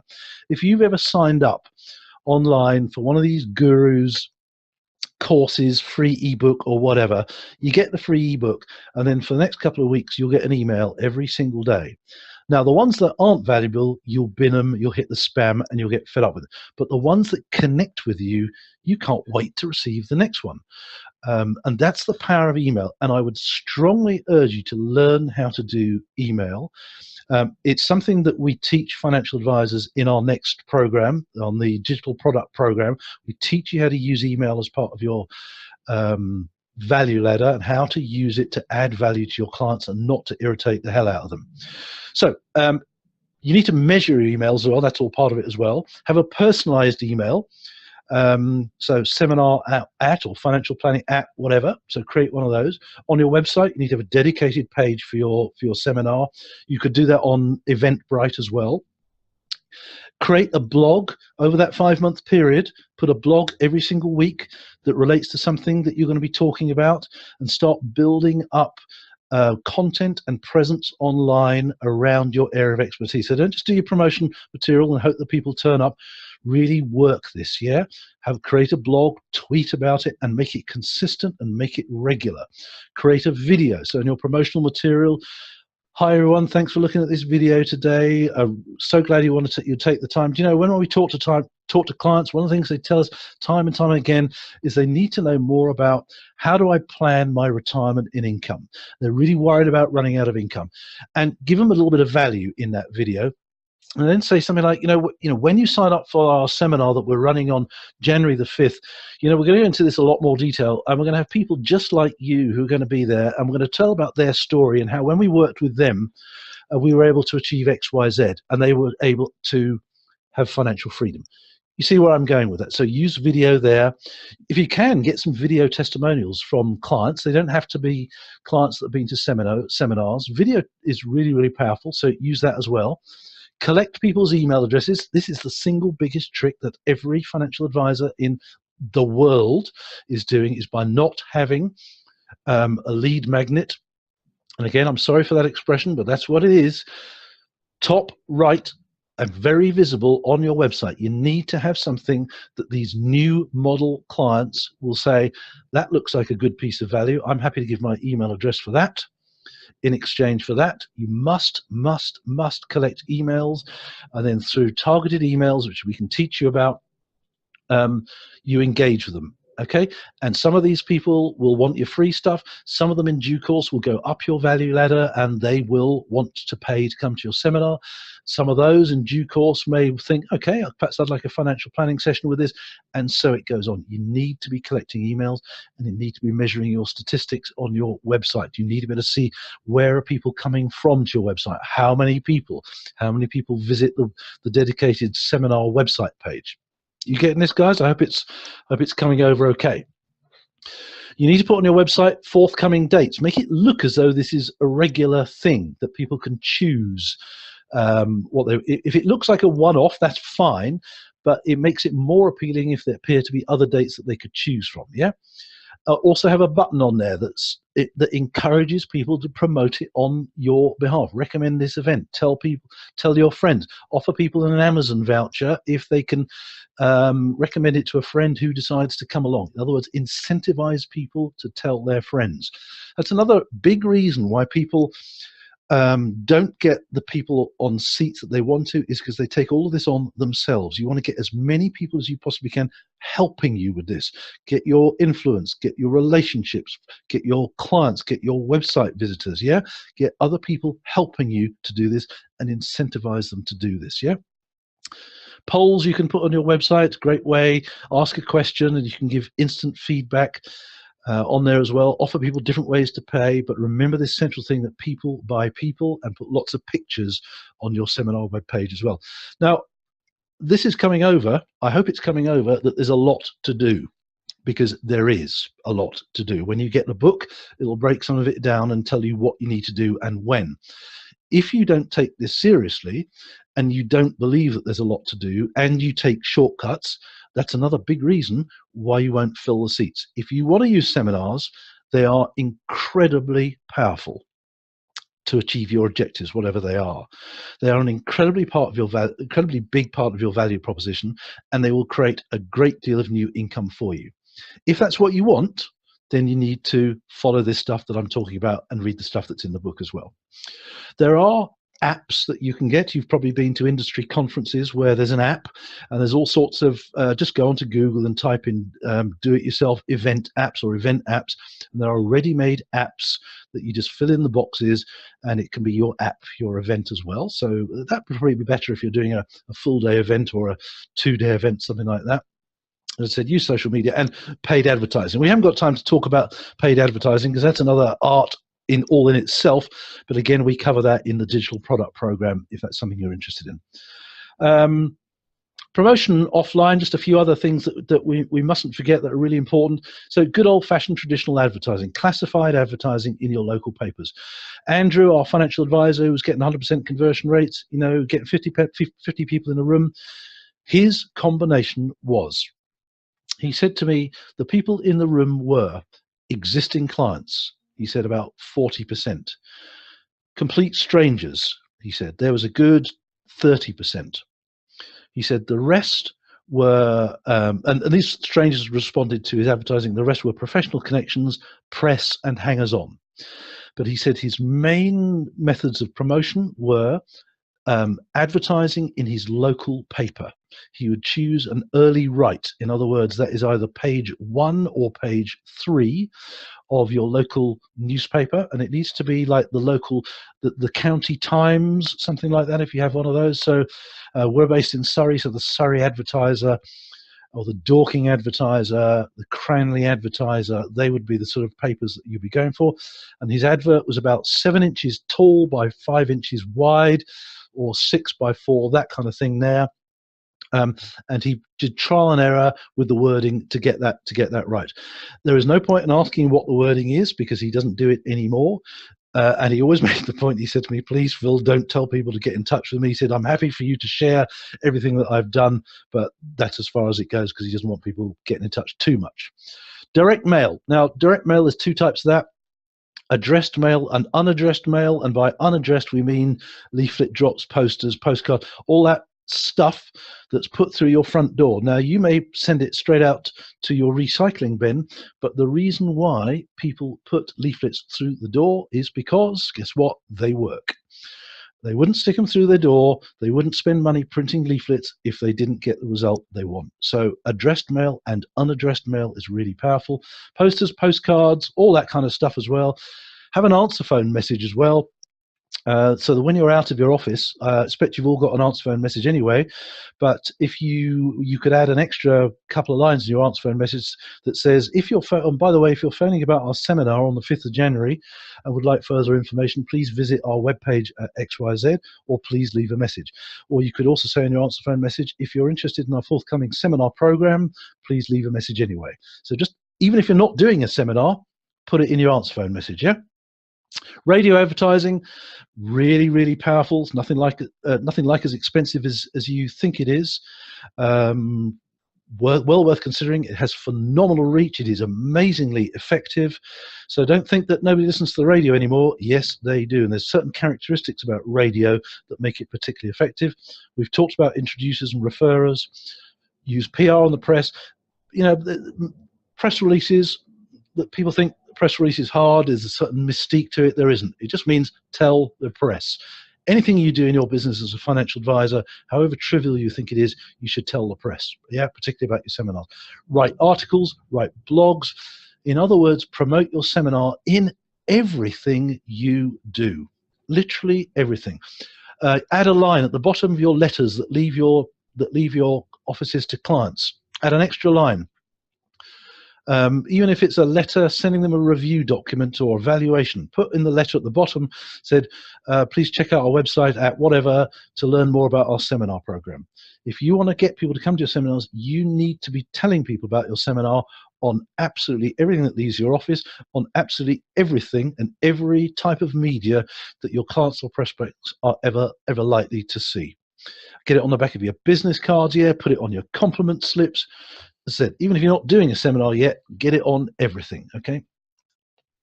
Text messaging, well, again, we could talk about all this all day as well. There's another whole art in itself.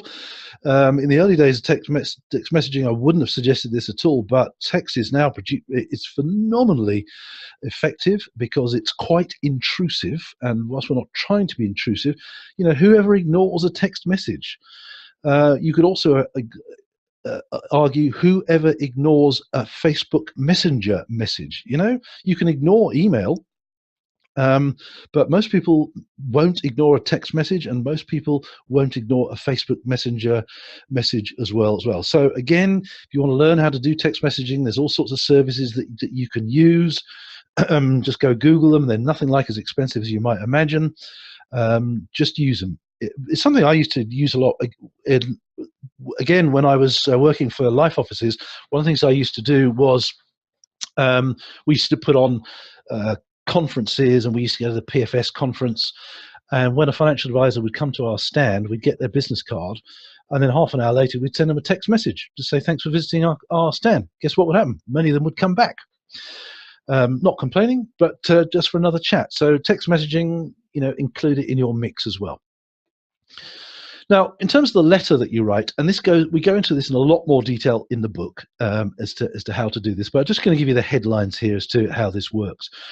You need to use long text but short lines. Take as long as you like and as many pages as you like to write down the benefit, but use short lines.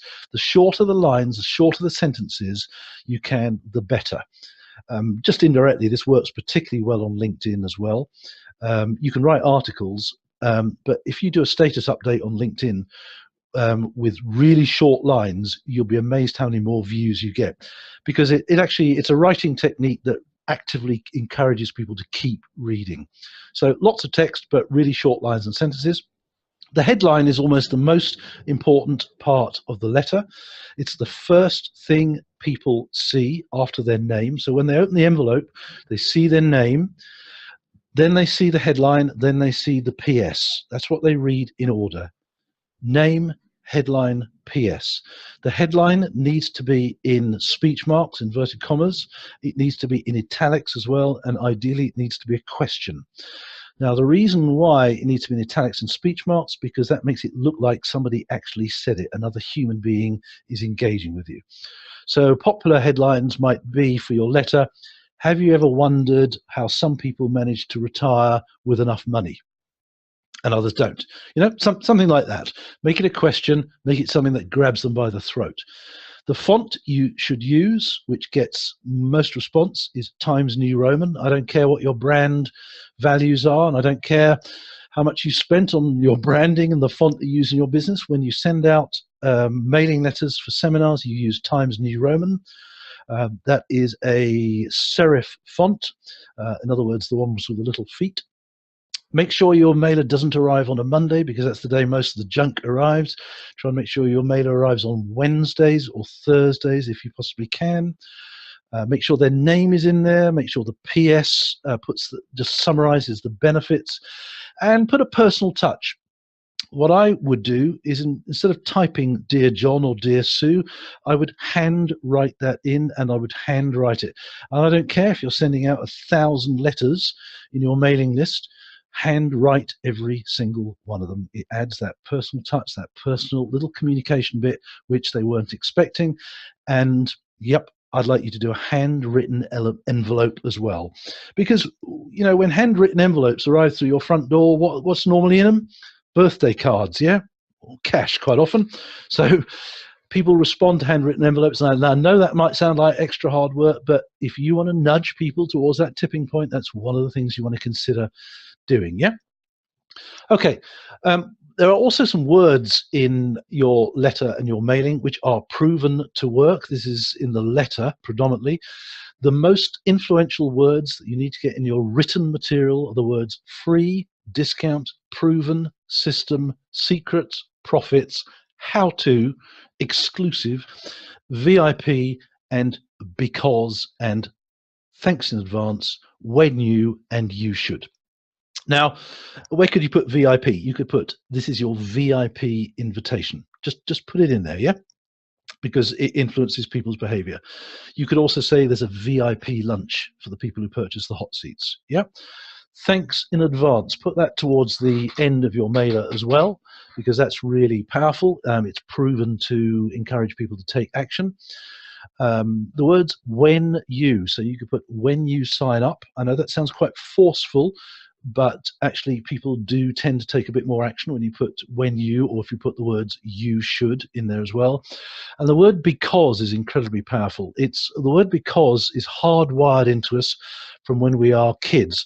When we're little toddlers, if you want to stick our hand in the fire, our parents say, you shouldn't do that, Johnny, because you'll burn yourself.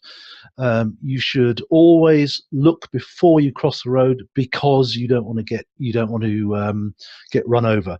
Again, in that book called Yes, about human influence, it explains why the word because works is so powerful. So use social proof, include testimonials in your marketing material as well. I might add, when you're doing email to people, you really want to avoid using the words free, discount, secrets.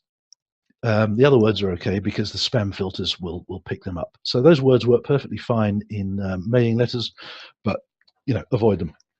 Great networking opportunity. Always put that in all your marketing material. People of all ages respond to it, and get the personal profile in there. People are really interested in who is the speaker, and we want to know about that. Okay. Now, testimonials, we mentioned there are testimonials and there are testimonials. Here are two testimonials. Here's the first one. I really enjoyed John's seminar. It was well presented. The venue was great, and he supplied an excellent lunch. Highly recommended. Yeah, sounds great. Here's another testimonial. As a direct result of attending John's seminar, we have so much more clarity about our financial future.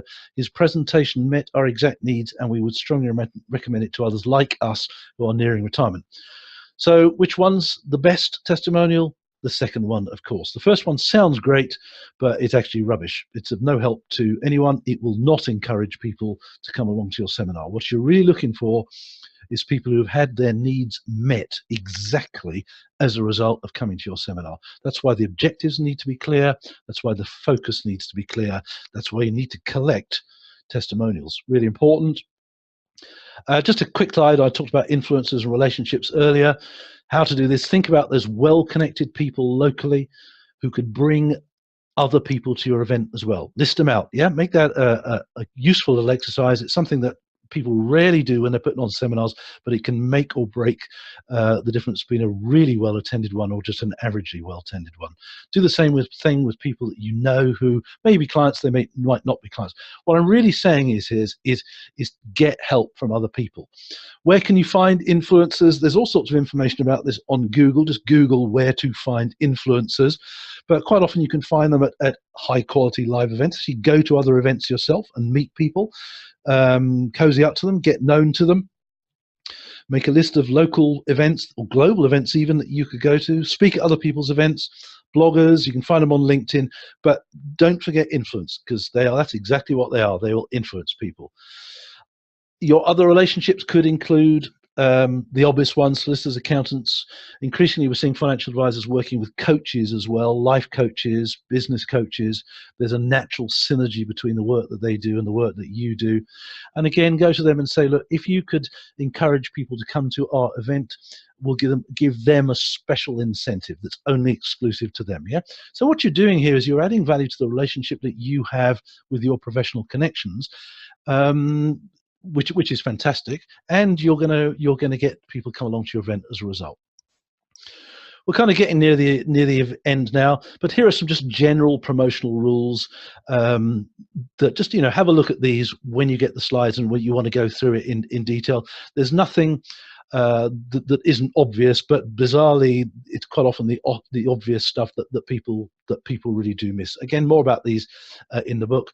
And in terms of just a few advanced techniques I just want to go to here. Think about things that your target audience aspire to and which could be associated with you or your brand. And in your seminar, build an experience around that. So that's going to take some thinking, okay? Ask your audience, in other words. Find ways for people to engage online and physically with you. So, and this goes beyond just your meetings that you have with clients. Think of other ways that you can have a relationship with people. Don't be afraid to tackle difficult subject aspects. Be respectful, but introduce those into your talks and your presentations, and indeed your blogs and your articles and the value that you give to people. I think in financial planning there are some taboo and difficult areas that people find awkward to talk about, but it could well be that those topics could be exactly why people might actually come to your event. Try not to interrupt people's thinking. In other words, don't go too full on with your marketing. In other words, make your marketing relevant to what's already important to them in their life. So if people are, somebody's interested in travel, and maybe you've got more than an average number of clients who like world travel for whatever reason, as part of your event, build that in, and that's going to make your event feel more appealing to them.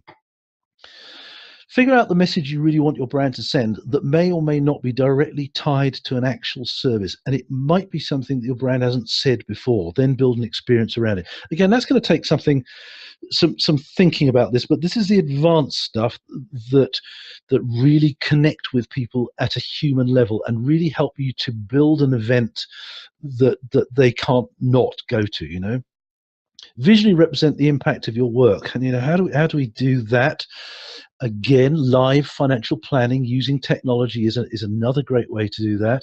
Videos, infographics, there's all sorts of ways that you can create visuals around the result of your work.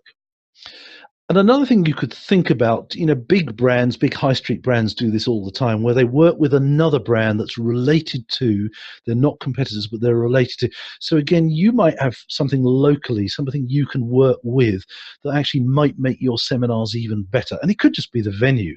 So I mentioned Denby's Vineyard in Dorking. I put my seminars on there because it was a nice venue, but they were able to benefit from it as well because people were coming along and they were going in their shop.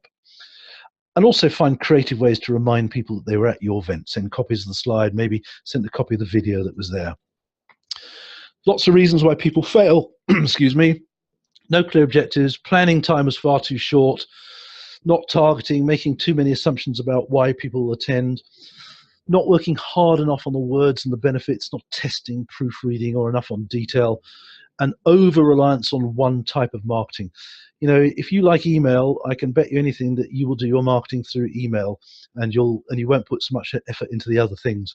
You really need to get help, and you use a wide range of different marketing techniques. And your event has to be irresistible.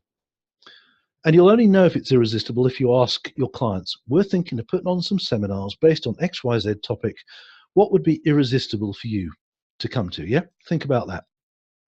On the day, all sorts of things you want to be thinking about. Get in early, don't get stressed, brief the venue staff, think about the music that's there, look people in the eye, don't suffer from the ego thing, take people's coats, pour their coffee, ask them questions, look people in the eye. Making physical contact is a really interesting thing as well. Professional seminar presenters try and make physical contact with people in the room. I don't mean you go and kiss them.